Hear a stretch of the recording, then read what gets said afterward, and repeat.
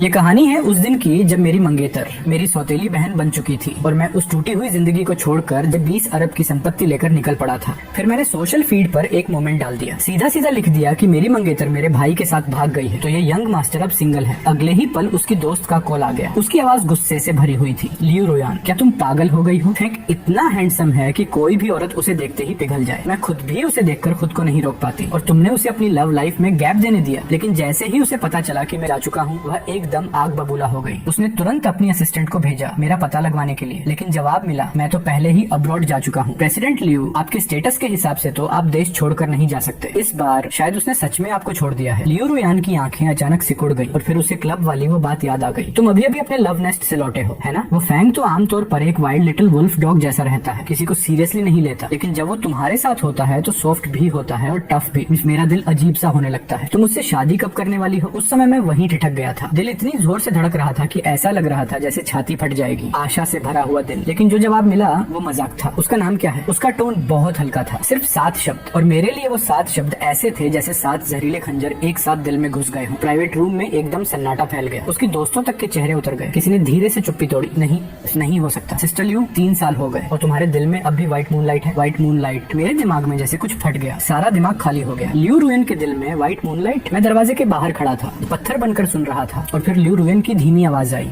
जब हम ब्रेकअप हुए थे तब उसने कहा था 3 साल दो, वो कोशिश करेगा। दूसरों ने भी मुझे कहा था कि मैं भी कोशिश करूं। अगर हम फिर भी एक दूसरे को पसंद करेंगे तो वापस साथ हो जाएंगे। इसलिए मैंने भी उसकी बात मानी। 3 साल मैंने सब कुछ ट्राई किया। अब वो वापस आ जाना चाहिए था। मुझे ऐसा लगा जैसे आसमान सीधे मेरे ऊपर गिर गया हो। पूरा शरीर ठंडा पड़ गया, उंगलियां तक कांपने लगी। इन 3 सालों में जितनी भी स्वीटनेस थी, जितने भी वो पल थे जब मुझे लगता था कि हमारे दिल जुड़े हुए हैं, असल में वो सब सिर्फ उसका एक्सपेरिमेंट था, किसी और को टेस्ट करने का एक्सपेरिमेंट। तो फैंग का क्या होगा? उसकी पर्सनैलिटी के हिसाब से अगर उसे पता चला तो वह बात पूरी भी नहीं कर पाया था कि मैंने उस भारी प्राइवेट रूम का दरवाजा धकेल दिया। अंदर बैठे सब लोग चौंक गए। सभी की नजरें एक साथ मेरी तरफ मुड़ गईं। मैं वहीं खड़ा था, चेहरा डरावना सफेद पड़ चुका था और मेरी आंखें उस औरत पर टिकी थी जो मेन सीट पर बैठी थी। लेकिन उसने सरप्राइज नहीं दिखाया, न पैनिक न गिल्ट। वो अभी भी उसी ठंडी अलग सी एक्सप्रेशन में बैठी थी। अगर उसके दिल में मेरे लिए जरा सी भी लाइकिंग होती तो वो अभी ऐसे नहीं बैठी होती। मैं धीरे धीरे उसकी तरफ बढ़ा, सीधे उसकी आंखों में देखते हुए। लियो रोयान, तुम्हें मुझसे कहने के लिए कुछ नहीं है? उसने बिना हिले जवाब दिया। कहने को कुछ नहीं है। तुमने जो सुना वही सच है। हम बस मजाक कर रहे थे। मैं हमेशा समझती थी कि तुम समझते हो। शिनलुहान ने तुम्हारे साथ दांव लगाया था मुझे जीतने के लिए। उसकी लग्जरी कार्स में से जो चाहो ले लो, अगर कार्स काफी नहीं है। कहते हुए उसने कोट पॉकेट से एक ब्लैक बैंक कार्ड निकाला और उसे धीरे से मेरे सामने कॉफी टेबल पर सरका दिया। ये रहे 100 मिलियन। 3 साल तक तुम्हारे बैक एंड कॉल पर रहने की पेमेंट समझो। अब से हमारा रिश्ता खत्म। इतना। लेकिन जैसे ही मैं उसके पास से गुजरा, अचानक मेरा हाथ आगे बढ़ा और मैंने उसका रिस्ट कस कर पकड़ लिया। लियो रुयन, लेकिन मेरे दिल में तुम्हारे लिए फीलिंग्स है। ये कहते हुए मेरे दिमाग में 3 साल की हर छोटी बड़ी याद घूम गई, हर एक पल। लेकिन उसने सिर हिला दिया, फोन निकाला और मुझे एक नया मैसेज दिखाया। स्क्रीन पर साफ लिखा था, भयो 3 साल मैंने कोशिश की लेकिन मैं अब भी सिर्फ तुम्हें ही पसंद करता हूँ। चलो वापस साथ हो जाते हैं। उस पल मुझे लगा जैसे मेरी दुनिया पूरी तरह कोलैप्स हो गई हो। लियो रुयन ने स्क्रीन पर एक पल नजर डाली, फिर उसने धीरे धीरे मेरी उंगलियां खोल दी जो उसके रिस्ट को जकड़े हुए थी। सॉरी, मेरे दिल में तुम्हारे लिए फीलिंग्स नहीं है। और फिर उसने कोई अटैचमेंट नहीं दिखाया, सीधा मुड़ी और बड़े कदमों से चली गई। उसने कह दिया कि फीलिंग्स नहीं है। तो फिर इन 3 सालों में सिर्फ मैं ही पागल बनकर जी रहा था। अपनी सारी सच्ची भावनाएं, अपनी सारी ऑनेस्टी मैंने उसकी बनाई हुई इस प्ले में उड़ेल दी थी। मैं वहीं खड़ा रहा, खाली हाथ को देखता रहा। अगले ही पल मैंने कॉफी टेबल पर रखी एक्सपेंसिव फॉरेन लिकर उठाई और जोर से फर्श पर दे मारी। एक तेज आवाज हुई। पूरे प्राइवेट रूम में सन्नाटा फैल गया। कोई आगे बढ़कर मुझे रोकने की हिम्मत नहीं कर पाया। पता नहीं कितनी देर बीती। मैं क्लब से बाहर निकला, रात की हवा लगी और चेहरा बर्फ जैसा ठंडा लगने लगा। मैंने आंसू रफ तरीके से पोंछे, टैक्सी रोकी और कहा, उस मेबाज का पीछा करो। मैं अपनी आंखों से देखना चाहता हूँ वो व्हाइट मूनलाइट जिसे वो 3 साल से सोच रही थी, वो जिससे मैं भी कंपेयर नहीं हो पाया। आखिर वो है कौन? ड्राइवर ने मेरी हालत देखी, ज्यादा सवाल नहीं किए, सीधा एक्सेलरेटर दबा दिया। लेकिन लियो रुयन जो हमेशा काम और कंपोज रहती थी, आज उसकी ड्राइविंग बहुत फास्ट थी। ये देखकर मेरे दिल में एक और कसक उठी। क्या वह अपने व्हाइट मूनलाइट से मिलने इतनी बेचैन है? आखिरकार कार इंटरनेशनल एयरपोर्ट के अराइवल्स लेवल पर रुकी। मैंने फेयर चुकाया और लड़खड़ाते हुए बाहर निकला। एक पिलर के पीछे छिपकर मैंने देखा, लियो रुयन एग्जिट पर खड़ी थी। फिर एक आदमी बाहर आया, सूटकेस खींचते हुए। जैसे ही मैंने उस आदमी का चेहरा देखा, मेरे शरीर में बिजली दौड़ गई। सिर्फ इसीलिए नहीं कि लियो रुयन दौड़कर उसके पास गई, उसे कसकर गले लगाया और उसका सिर झुकाकर उसके बालों को चूमा, बल्कि इसलिए कि वो व्हाइट मूनलाइट, वो निकला फैंग जुन, मेरा नॉमिनल ब्रदर, जिस इंसान से मैं सबसे ज्यादा नफरत करता हूँ, जिससे मेरा कोई लेना देना नहीं था। उस समय से कहानी और गहरी हो गई थी। माँ की कार एक्सीडेंट में मौत के सिर्फ आधे साल बाद मेरे पिता एक औरत को घर ले आए थे। उस औरत के साथ एक बेटा भी था जो मुझसे 3 साल बड़ा था। वही था फैंग जुन। पिता ने सफाई दी थी कि वो औरत उनकी फर्स्ट लव थी और फैंग जुन उनका बायोलॉजिकल बायोलॉजिकल सन। उनका कहना था कि अगर मेरी माँ ने उन्हें उस वक्त नहीं छीना होता तो वो अपनी फर्स्ट लव से कभी अलग नहीं होते। लेकिन सच में उनसे बेहतर कोई नहीं जानता। उस वक्त मेरे पिता बिजनेस शुरू करने के लिए फंड्स ढूंढ रहे थे। वो इतने मजबूर थे कि खाना तक नहीं जुटा पा रहे थे। वही खुद मेरी माँ के पास गए थे जो लंबे समय से उन्हें चाहती थी। उन्होंने वादा किया था कि अगर माँ का परिवार कैपिटल लगाएगा तो वो शादी करेंगे। मेरी माँ ने उन्हें पैसा दिया, अपना पूरा प्यार दिया और बाद में कार एक्सीडेंट में उन्हें बचाने के लिए अपनी जान तक दे दी। और नतीजा क्या हुआ? माँ का बॉडी अभी ठंडा भी नहीं हुआ था कि पिता ने उनके डाउरी और इनहेरिटेंस को उठाया और उसे बेट्रोदल गिफ्ट बनाकर उस कथित फर्स्ट लव से धूमधाम से शादी कर ली। पिताजी से चाहे वो प्यार कर सकते थे तो फिर फेंग जुन ही क्यों? उसी पल मेरे भीतर एक दिन जैसी नफरत फैल गई। लियू रुयन पहले ही फेंग जुन का सामान उठाकर पार्किंग लॉट की तरफ बढ़ चुकी थी, जैसे उस पर कोई साया आ गया हो। मैंने दूसरी टैक्सी रोकी और फिर उनका पीछा करना शुरू किया। क्योंकि मैं पास से फॉलो कर रहा था, कार विंडो के पास साफ देख सकता था कि आगे वाली कार में लियू रुयन ने अपना सिर घुमाया और फेंग जुन से बहुत धीरे कुछ कहा। फिर उसने हाथ बढ़ाकर फेंग जुन के कान के पास लटके बालों को इतनी नेचुरली पीछे किया जैसे वो टेंडरनेस उसके लिए कॉमन हो। ऐसी टेंडरनेस जो मुझे उसके साथ 3 साल में कभी नहीं मिली थी। मैं सामने देखते हुए बस आंसुओं से धुंधलाता जा रहा था। तभी आगे इंटरसेक्शन पर अचानक एक एक्सीडेंट हो गया। ब्रेक की चीख, टक्करों की आवाजें एक के बाद एक गूंज उठी। मेरी टैक्सी ने बिना चेतावनी सामने वाली कार को टक्कर मार दी और फिर पीछे से एक और व्हीकल ने हमें जोर से मार दिया। भयानक इम्पैक्ट लगा। मेरा माथा सामने वाली सीट के पीछे जा टकराया। तेज दर्द हुआ, खून तुरंत बहने लगा और मेरी नजर धुंधली पड़ गई। अफरा-तफरी, चीखें, टूटा हुआ शीशा। इन्हीं सबके बीच मैंने सामने की फेमिलियर मेबच देखी। दरवाजा खुला। लियू रुयन सबसे पहले बाहर निकली। वह तेजी से पैसेंजर साइड की तरफ बढ़ी। अगली ही सांस में मैंने देखा कि लियू रुयन ने फेंग जुन को बहुत सावधानी से कार से बाहर निकाला। उसके चेहरे पर चिंता साफ झलक रही थी। उसकी भौहें कसकर सिकुड़ी हुई थी। फिर उसने फेंग जुन को पलटकर हादसे की जगह से हटाने की कोशिश की और तभी उसकी नजर मुझ पर पड़ी। मुझे टूटी फूटी टैक्सी की पिछली सीट पर फंसा देखकर उसकी आंखों में एक पल के लिए शौक आया, लेकिन वो शौक अगले ही पल गायब हो गया। फेंग जुन ने उसके रुकने को नोटिस कर लिया। क्या हुआ? मैं ठीक हूँ। सुना है एक टैक्सी बुरी तरह टकराई है। कुछ सेकंड के सन्नाटे के बाद लियू रुयन ने नजरें फेर ली। कोई नहीं।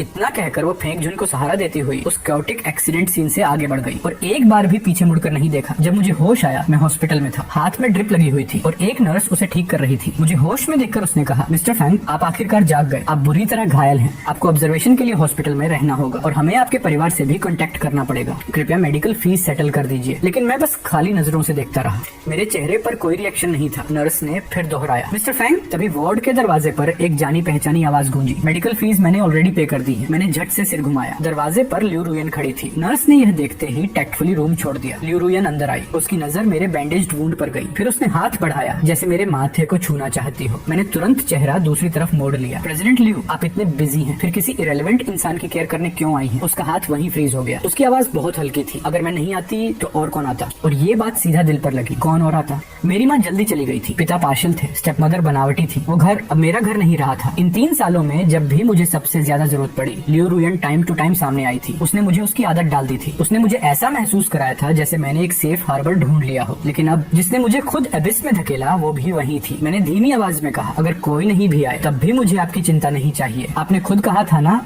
हम ओवर हैं। मैंने सांस खींची, खुद को सीधा रखने की कोशिश की। प्रेसिडेंट लियू, मैं इतना पैथेटिक नहीं हूँ कि आपसे क्लिंग करता रहूं। आपने कहा कि आपको मुझसे फीलिंग्स नहीं है, तो मैं भी शेमलेसली आपके पीछे नहीं पड़ा रहूंगा। मेरी आवाज कांप नहीं रही थी, लेकिन अंदर सब टूट रहा था। और वैसे भी आप सच में मानती हैं कि जब मैंने पहले कहा था कि मेरे फीलिंग्स हैं तो मैं सीरियस था? मैंने उसकी तरफ देखा नहीं, फिर भी हंसकर बोला, मैं तो कैजुअली बोल रहा था, हम बस खेल रहे थे। और लियू रुयन, आप वाकई फेक हैं। उस वक्त लियू रुयन की आंखें लाल थी। वो मुझे ऐसे देख रही थी जैसे कुछ कहना चाहती हो। भौहें हल्की सी सिकुड़ी हुई थी। वो बोलने ही वाली थी कि तभी नर्स जल्दी से दरवाजा खोलकर अंदर आई। मिस्टर फेंग, उधर एग्जामिनेशन खत्म हो गया है, वो आपको ढूंढ रहे हैं। ये सुनते ही मुझे लगा जैसे किसी ने मेरी पूंछ पर पैर रख दिया हो। बस हो गया, अब जाओ अपने व्हाइट मूनलाइट के पास, मुझे यहाँ तुम्हारी जरूरत नहीं। लियू रुयन चुपचाप कुछ सेकंड तक मुझे देखती रही। फिर उसने कहा, मैं तुम्हारे साथ रहने आई थी, किसी और वजह से नहीं। तुम शिनलोहान के फ्रेंड हो, उसी ने मुझे तुम्हारी देखभाल करने को कहा था। ये सुनकर मुझे आखिर हंसी आ गई, लेकिन हंसी के साथ फंड भी खींच गया। दर्द शरीर का था, पर वो दिल के दर्द का एक छोटा सा हिस्सा भी नहीं था। मैंने गहरी सांस ली। लियू रुयन, चिंता मत करो, मैं इतना डेल्यूशनल नहीं हूँ। उस पल लियू रुयन का दिल थोड़ा सा कांप गया। ये पहली बार था जब उसने मुझे इस तरह रोते देखा था। उसके होंठ थोड़े खुले जैसे कुछ कहना चाहती हो, लेकिन अंत में उसने कुछ नहीं कहा। वो मुड़ी वार्ड से बाहर चली गई। उसकी सीधी रेजोल्यूट बैक देखकर मैं और नहीं संभल पाया। हॉस्पिटल बेड पर ढह गया। मुझे लगा था मैं बहुत देर तक रोऊंगा, लेकिन अजीब बात थी, आंसू जल्दी सूख गए। अगले कुछ दिनों तक मैं हॉस्पिटल में अकेला ही अपना ध्यान रखता रहा। बैंडेज बदलते वक्त दर्द से पसीना छूटता था। खाना ऐसा लगता था जैसे कागज चबा रहा हूँ। और कभी कभी हॉलवे में नर्सेस की विस्पर सुनाई देती थी। वे कहती थी कि नेक्स्ट वीआईपी वार्ड में पड़े फेंग जुन कितने लकी हैं। मिस लियो रुयान खुद उन्हें खाना पानी दे रही हैं,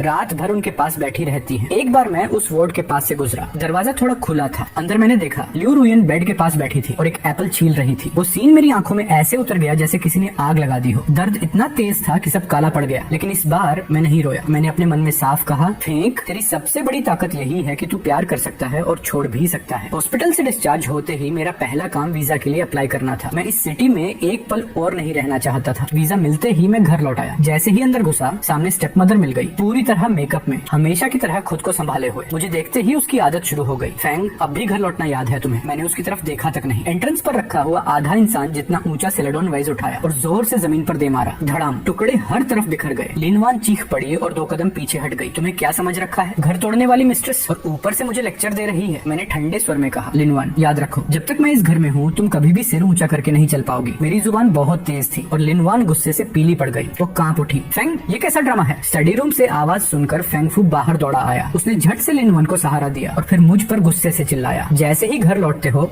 ट्रबल शुरू कर देते हो, थोड़ा मैच्योर नहीं हो सकते? मैंने अपने पिता को उस औरत की ढाल बनते देखा और हंस दिया। ट्रबल मैं कर रहा हूँ, ठीक है, बस मेरी इनहेरिटेंस जल्दी दे दो, मैं विदेश चला जाऊंगा और फिर कभी वापस नहीं आऊंगा। फेंकफू घबरा गया, फिर चेहरे पर फेक कंसर्न लाकर बोला, बकवास मत करो, विदेश क्यों जाओगे? यहीं रहो, ये हमेशा तुम्हारा घर है, हम फैमिली है। मुझे लगा मैं सबसे बड़ा मजाक सुन रहा हूँ। मैंने एकदम ठंडे स्वर में कहा, स्टेप मदर, एक्टिंग बंद करो। फेंकफू, तुम, फेंक जुन, सब एक फैमिली हो। मेरी माँ मर चुकी है, अब मेरा कोई घर नहीं है। सीधे अपनी प्राइस बताओ, मुझे मेरा हिस्सा चाहिए। ये सुनते ही फेंक मिंग होंग का चेहरा बिगड़ गया। लंबे सन्नाटे के बाद उसने बनावटी अंदाज में कहा, डैड को पता है कि तुम्हें फैमिली से शिकायत है, लो अभी 5 मिलियन ले लो, बाहर जाकर अपना मन शांत कर लो। मैंने ठंडी हंसी हंसी, 5 मिलियन? फेंक मिंग होंग, तुम आज जिस जगह पर हो वहाँ तक मेरे मैटरनल ग्रैंडफादर के पैसे से पहुँचे हो। मेरी माँ की लाई हुई डाउरी से तुमने सब कुछ खड़ा किया और तुम्हारी अपनी जान भी मेरी माँ ने अपनी जान देकर बचाई थी। अब उन्हीं के पैसों से इस मिस्ट्रेस और उसके बास्टर्ड को पाल रहे हो और मुझे 5 मिलियन से टालना चाहते हो? शर्म कहाँ बची है? फंग मिंग होंग, मेरे शब्दों ने उसे जोर से चुभो दिया। वो शर्म और गुस्से से लाल हो गया। आखिर कितना चाहिए तुझे? मैंने सीधा जवाब दिया, सीधी बात करता हूँ, मैं तैयार होकर आया हूँ। मैंने पॉकेट से एक डॉक्यूमेंट निकाला और उसके सामने रख दिया।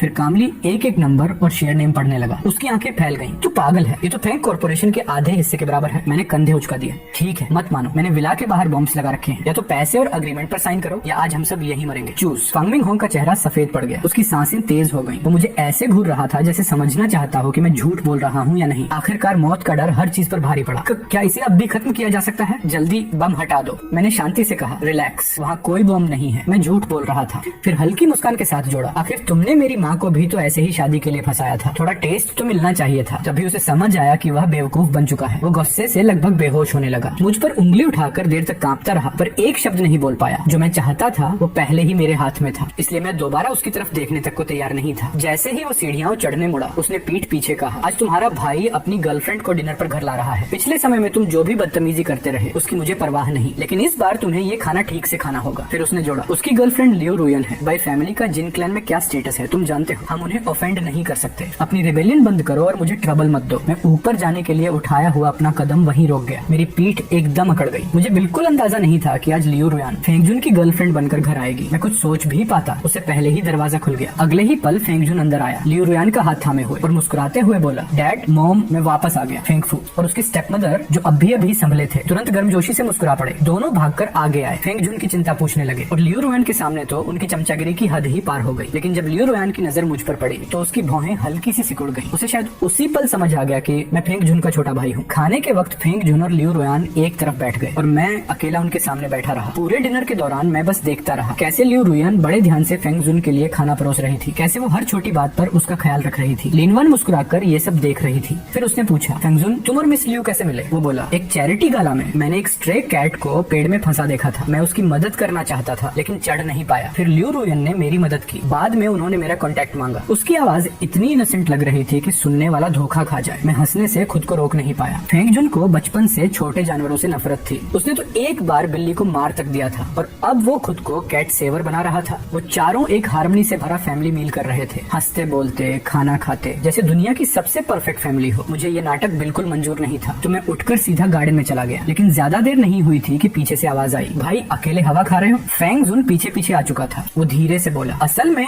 मुझे पता है तुम ऐसे क्यों बिहेव कर रहे हो। हमारे सर्कल में सबको पता है कि तुम्हारे और लियो रुयान के बीच ये 3 साल क्या थे। मैंने उसकी तरफ पीठ ही रखी। सिर्फ इतना हुआ कि मेरा शरीर हल्का सा स्टिफ हो गया लेकिन मैं मुड़ा नहीं। वो आगे बोला, सच सच बताऊं, जब मुझे पहली बार पता चला तो मैं थोड़ा वरीड था। आखिर मेरे छोटे भाई का चार्म तो बहुत है, लड़के हों या लड़कियां, कोई भी अट्रैक्ट हो जाए। फिर उसकी आवाज में तिरस्कार उतर आया। अफसोस, इतना अच्छा फेस भी बेकार चला गया। तुम्हारी माँ मेरी माँ से नहीं जीत पाई और तुम मुझसे नहीं जीत सकते। ये 3 साल बस मेरी चैरिटी थे तुम्हारे लिए। अब जब असली वाला वापस आ गया है तो नकली को बाहर निकलना ही पड़ेगा। मैं धीरे धीरे मुड़ा, लेकिन उसके एक्सपेक्ट किए हुए गुस्से या दर्द के बजाय मेरी आंखों में सिर्फ मजाक था। मैं ठंडी हंसी हंसा। चैरिटी, फंगजुन, विदेश में इतने साल रहकर तुम भूल गए कि तुम असल में हो क्या? एक बास्टर्ड जो सिर्फ अपनी माँ की वजह से इस घर में घुस पाया। एक पैथेटिक आदमी जो औरत को पाने के लिए चालें चलता है। और अब मेरे सामने चैरिटी की बात कर रहे हो। मैं और करीब गया। तुम्हारी माँ ने वो कचरा उठाया जो मेरी माँ ने नहीं चाहा, और तुम वो औरत उठा रहे हो जिसे मैं छोड़ चुका हूँ। तुम दोनों माँ बेटे एक ही ब्लड लाइन के हो, हमेशा दूसरों का छोड़ा हुआ उठाते हो। फेंक जुन, उसकी मुस्कान वहीं जम गई। चेहरा पहले पीला पड़ा फिर हरा। उस सोचते हो तुम जीत गए। असली बात ये है कि मैंने सिर्फ एक ऐसी औरत को खेला और छोड़ दिया जिसे अब मैं नहीं चाहता था, और तुम उसे ट्रेजर समझकर शो ऑफ कर रहे हो। इतना कहकर मैं मुड़ा और जाने लगा, लेकिन जैसे ही मैंने पलटकर कदम बढ़ाया, पीछे से अचानक एक चीख सुनाई दी। धड़ा। फेंक जुन का माथा गार्डन की स्टोन बेंच के किनारे से जा टकराया। खून तुरंत फूट पड़ा। लगभग उसी समय लियू रोयान, फेंक मिंग होंग और लिन वैन लिविंग रूम से भागते हुए बाहर आए। फेंक जुन जमीन पर गिर पड़ा, अपना ब्लीडिंग माथा पकड़े हुए। मॉम,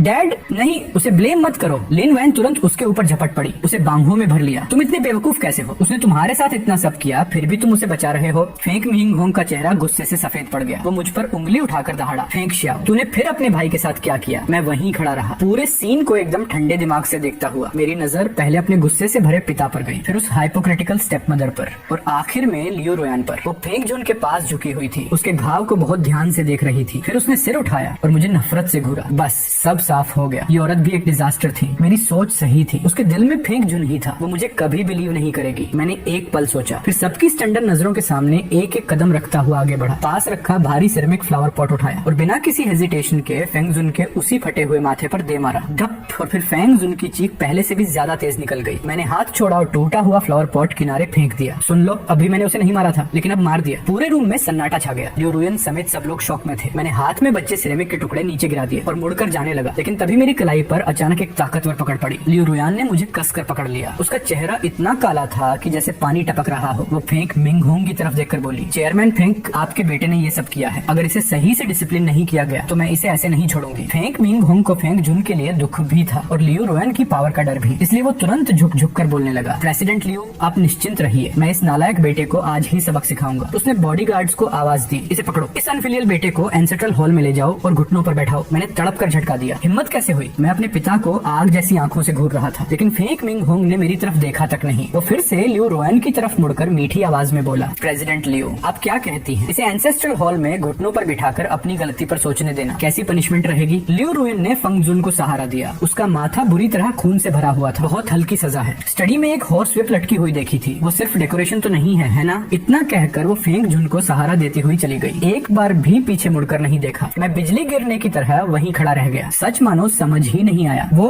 सच में चाहती थी कि फेंक मी होंग मुझे हॉर्स व्हिप से मारे। फेंक मी होंग ने तुरंत बात पकड़ ली। वो बॉडीगार्ड्स पर चिल्लाया, सुना तुमने? पहले 30 लैशेस दो, फिर एंसेस्ट्रल हॉल में घुटनों पर बैठाओ। मेरी इजाजत के बिना उसे उठने मत देना। मैं पूरी ताकत से छूटने की कोशिश कर रहा था, लेकिन बॉडीगार्ड्स ने मुझे कसकर दबोच रखा था। इतने लोगों के खिलाफ होने पर भी मैं शांत नहीं रह पाया। मैंने कहा था कि मुझे फर्क नहीं पड़ता, लेकिन सच ये था कि मुझे बहुत फर्क पड़ता था, वरना फेंक जुन के कुछ शब्द मुझे इस तरह भड़काते ही क्यों? मुझे घसीटते हुए साइड हॉल ले जाया गया। जब फिर होश आया, मैं अपने ही कमरे के बेड पर पड़ा था। पूरा शरीर ऐसे दर्द कर रहा था जैसे किसी ने कुचल दिया हो। जंगमा चुपचाप मेरे घावों पर दवा लगा रही थी। उसकी आंखों से आंसू लगातार बह रहे थे। वो बहुत धीरे बोली, यंग मास्टर, बस मान जाइए, मास्टर के आगे झुक जाइए। इतना क्यों सफर कर रहे हैं? मैंने कमजोर आवाज में सिर हिलाया। झुक जाऊं? इस फैमिली के आगे झुकना तो मेरे पास कुछ भी नहीं बचेगा। मैंने दर्द के बीच एक मुस्कान खींची। वो मुस्कान रोने से भी बदतर थी। बस मार है। मैंने भी तो फेंक जुन पर पलटकर वार कर दिया, कोई नुकसान नहीं हुआ। इतना कहकर मैंने पिलो के नीचे से बैंक कार्ड निकाली और बड़ी मुश्किल से उसे आंट जांग के हाथ में ठेल दिया। ये रख लो। आंट जांग चौंक गई। उसने जल्दी से कार्ड वापस धकेलते हुए कहा, यंग मास्टर, मैं आपका पैसा कैसे ले सकती हूँ? मैंने धीमी आवाज में कहा, मैंने ये बहुत पहले तैयार कर लिया था। मैं अब्रॉड जा रहा हूँ, शायद वापस ना आऊँ। तुम मेरी माँ के मायके से आई थी, एक पुरानी सर्वेंट हो। यहाँ रही तो वो लोग तुम्हारे साथ अच्छा नहीं करेंगे। ये पैसे तुम्हारे बुढ़ापे के लिए काफी है। मेरी बात मानो, नौकरी छोड़कर यहाँ से चली जाओ। आंट जांग ने उस पतली सी कार्ड को देखा, फिर मेरी टूटी हुई हालत को देखा। मैं खुद जख्मी पड़ा था, फिर भी उसके बारे में सोच रहा था। वो अपने आंसू रोक नहीं पाई। वो घुटनों पर गिरने ही वाली थी कि मैंने तुरंत रोक दिया। आंट जियांग, मैंने अचानक कहा, मुझे आपकी लोटस रूट और स्पेयर रिब सूप की याद आ रही है। वो तुरंत आंसू पोंछ कर खड़ी हो गई। ठीक है, अब भी बनाती हूँ, अभी ले आती हूँ। वो जल्दी से किचन की तरफ भागी। कमरा फिर से शांत हो गया। मैंने उस सजे संवरे लेकिन ठंडे सीलिंग को देखा और धीरे धीरे आंखें बंद कर ली। अगले कुछ दिनों तक मैं अपने कमरे में ही रिकवर करता रहा। दर्द को सहते हुए मैंने अपना सारा सामान धीरे धीरे पैक करना शुरू कर दिया। मैंने लियू रुयन की दी हुई सारी चीजें भी अलग निकाल दी। वो मुझसे प्यार नहीं करती थी पर पैसे में उदार थी, ये अब साफ हो चुका था। इन सब चीजों की कुल कीमत लगभग 100 मिलियन के आसपास थी। पहले तो मेरा मन हुआ इन्हें सीधे फेंक दूं, लेकिन फिर मेरे दिमाग में एक और बात आई। तो मैंने उस हाई एंड क्लब के ओनर को कॉल किया जहां मैं अक्सर जाता था। सुना था क्लब में हाल ही में चैरिटी ऑक्शन हो रही थी। मैंने कहा मेरे पास भी ऑक्शन करने लायक बहुत सी चीजें हैं। दूसरी तरफ से जवाब तुरंत आया, आज रात इवेंट है, तुम आ जाओ। शाम को मैं वो बड़े बड़े डिब्बे लेकर क्लब पहुंचा। आइटम्स ऑक्शन मैनेजर को सौंपकर मैं मुड़ा ही था कि किस्मत ने फिर मजाक कर दिया। सामने लियू रुयन और फंगजुन साथ साथ अंदर आते दिखे। लियू रुयन फंगजुन से चिपकी हुई थी और फंगजुन की नजर जैसे ही मुझ पर पड़ी उसकी आंखों में चमक आ गई। मेरे हाथ अपने आप कस गए, लेकिन मैंने तुरंत डीले कर दिए। आज मुझे गंभीर काम करना था। इन दोनों पर अपनी इमोशंस बर्बाद करने की कोई जरूरत नहीं थी। मैं अभी बैठा ही था कि अचानक लाइट्स डिम हो गई। होस्ट स्टेज पर आया और एक्साइटेड होकर बोला कि ऑक्शन शुरू होने से पहले एक 3 मिनट का किसिंग सेशन होगा और सभी कपल्स स्पॉटलाइट में एंजॉय करें। वेन्यू में अंधेरा छा गया। रैंडम लाइट्स घूमती रही। कहीं कोई किस कर रहा था, कहीं कोई एक दूसरे की बाहों में था और तभी मेरी नजर थोड़ी दूर लियू रुयन पर पड़ी। वो हंसती हुई फंगजुन के गले में बाहें डाल रही थी। फंगजुन नीचे झुका और उसे चूम लिया। मेरे दिल में दर्द उठने ही वाला था कि अगले ही पल ऊपर से एक भारी आयरन शैंडिलियर ब्रैकेट ढीला पड़ गया और सीधा फंगजुन की तरफ गिरा। लियू रुयन ने अविश्वसनीय तेजी दिखाई। उसने झट से फंगजुन को धक्का दिया, लेकिन ब्रैकेट का किनारा फिर भी फंगजुन के सिर के पीछे हल्का सा लग गया। ये देखते ही उसका चेहरा सफेद पड़ गया। वो तुरंत फैंगजुन को खींचते हुए पार्किंग लॉट की तरफ भागी ताकि उसे हॉस्पिटल ले जा सके। उधर मुझे भी एक और शैंडलियर ब्रैकेट लगा। दर्द इतना तेज था कि मैं लगभग बेहोश ही हो गया। एक दयालु राहगीर मुझे भी हॉस्पिटल ले गया। ये एक्सीडेंट अचानक हुआ था और उतनी ही जल्दी खत्म भी हो गया। कुछ ही लोग इसमें फंसे थे। मैं अभी घर पर पड़े पड़े परेशान था और अब फिर हॉस्पिटल में लेटा था, लेकिन वार्ड में ठीक से टिक भी नहीं पाया था कि लियू रुयन अंदर घुस आई। उसका चेहरा डरावना काला था। उसकी नजरें ऐसी थी जैसे अब भी मुझे जिंदा ही खा जाएगी। फेंक, उसने दांत पीसते हुए कहा, मैंने सर्वेलेंस फुटेज देख ली है। तुमने क्लब स्टाफ को रिश्वत दी, जानबूझकर लैंप ब्रैकेट ढीला कराया ताकि फंगजुन को मार सको। क्या तुम पागल हो गए हो? मैंने उसकी तरफ ठंडी नजर से देखा। लियू रुयन के अलावा और कौन फंगजुन से इतनी नफरत करेगा? मैंने साफ कहा, नहीं लियू रुयन, तुम मुझे बदनाम नहीं कर सकती। उसकी आंखों में गुस्सा और गहराया। फेंक, वो और भड़क गई। अगर मैं तुम्हें सबक नहीं सिखाऊंगी तो तुम सच नहीं बोलोगे, कहकर उसने फोन निकाला और कॉल किया। फैंक फैमिली के सेकंड यंग मास्टर पर इंटेंशनल इंजरी का शक है। आदमी भेजो और उसे कुछ दिनों के लिए बंद कर दो, उसे होश आ जाएगा। मेरी आंखें फैल गई, चेहरा डिसबिलीफ से भर गया। मुझे विश्वास ही नहीं हुआ कि वो सच में अपने कॉन्टेक्ट्स इस्तेमाल करके मुझे जेल भिजवाने जा रही थी। तो फिर मेरा मार खाना किस काम आया? थोड़ी ही देर में यूनिफॉर्म पहने लोग हॉस्पिटल वार्ड में आ गए। डॉक्टर की आपत्तियों और मेरी चोटों की कोई परवाह किए बिना उन्होंने मुझे जबरदस्ती उठा लिया। अगले कुछ दिन मेरे लिए नर्क से कम नहीं थे। वहाँ मुझे बुरी तरह सताया गया। एक ही कमरे के लोग जैसे खास इलाज पाए हुए थे। मुझे हर तरह से परेशान करते रहे। मारपीट,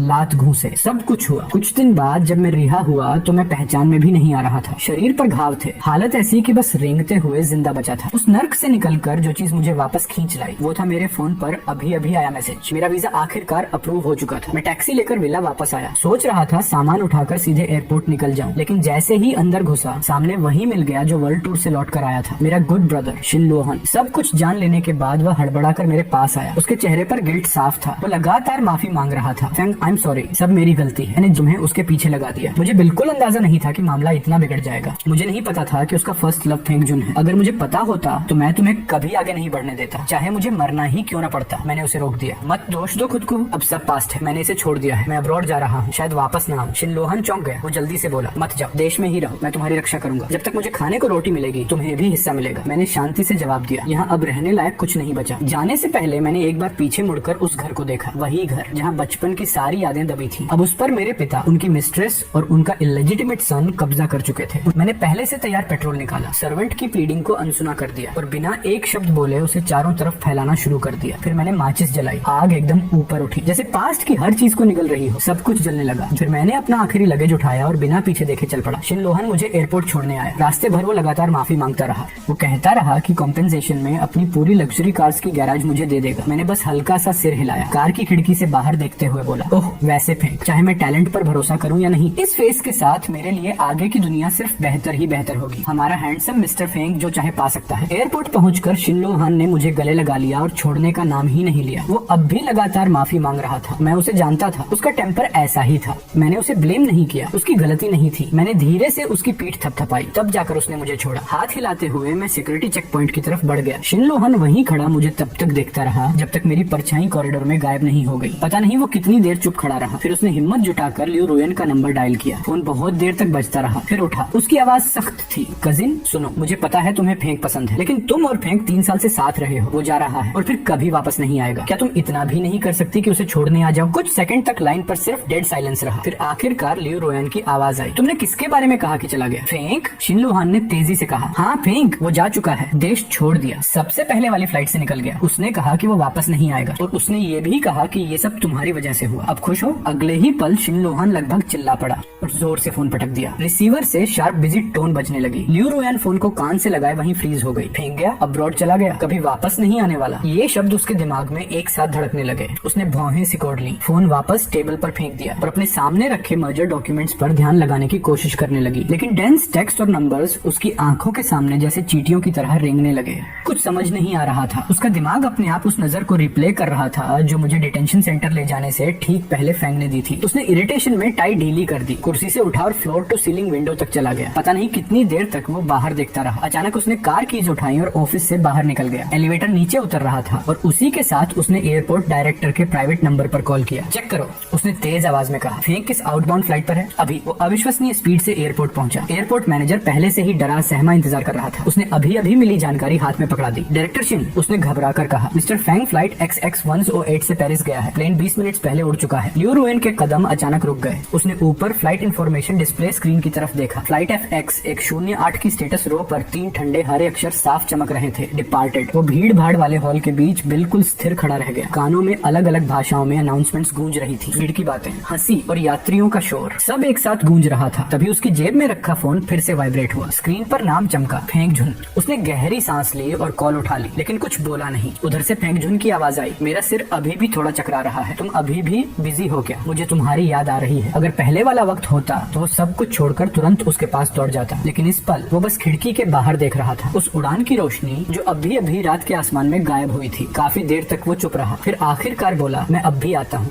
जब वो हॉस्पिटल के VIP वार्ड में पहुंचा, फेंग झुन बेड के हेडबोर्ड से टेक लगाए बैठा था। जैसे ही उसने उसे देखा, उसके चेहरे पर तुरंत खुशी की मुस्कान आ गई। लियो रुयन बेड के पास बैठ गई। वो फेंग झुन की लगातार चलती बातें सुनती रही, लेकिन उसका ध्यान कहीं और था। फेंग झुन ने उसकी असामान्य चुप्पी भांप ली। वो बहुत सावधानी से बिना सीधे पूछे बोल उठा, क्या तुम फेंक के बारे में परेशान हो? डैड ने सब बता दिया, वो विदेश चला गया है। लेकिन इस बार उसने हद कर दी। वैसे थोड़ी देर के लिए विदेश जाकर दिमाग ठंडा करना बुरी बात भी नहीं है। जब वो सोच लेगा शायद वापस आ जाए। चलो अब उसके बारे में बात नहीं करते। फेंग झुन तुरंत नोट कर दिया। उसके चेहरे पर फिर से मुस्कान लौट आई, लेकिन उसे क्या पता था। जब वो सो गया, लियो रुयन ने फिर से फोन निकाला। उसकी उंगली स्क्रीन पर कुछ देर होवर करती रही। आखिरकार उसने असिस्टेंट की चैट विंडो खोली और टाइप किया, फेंग पर नजर रखो, उसकी अब्रॉड एक्टिविटीज की ब्रीफ हर हफ्ते मुझे भेजना। लेकिन सेंड बटन दबाने से ठीक पहले उसकी उंगली रुक गई। मैं क्या कर रही हूँ? वो तो बस एक प्ले थिंग है, क्या वो इतनी अटेंशन के लायक है? और अगले ही पल उसने एक झटके से ड्राफ्ट मैसेज डिलीट कर दिया। फेंग झुन के साथ फिर से जुड़ने के बाद की जिंदगी बाहर वालों को परफेक्ट लगती थी। लोगों को लगता था beautiful woman, handsome man, perfect pair.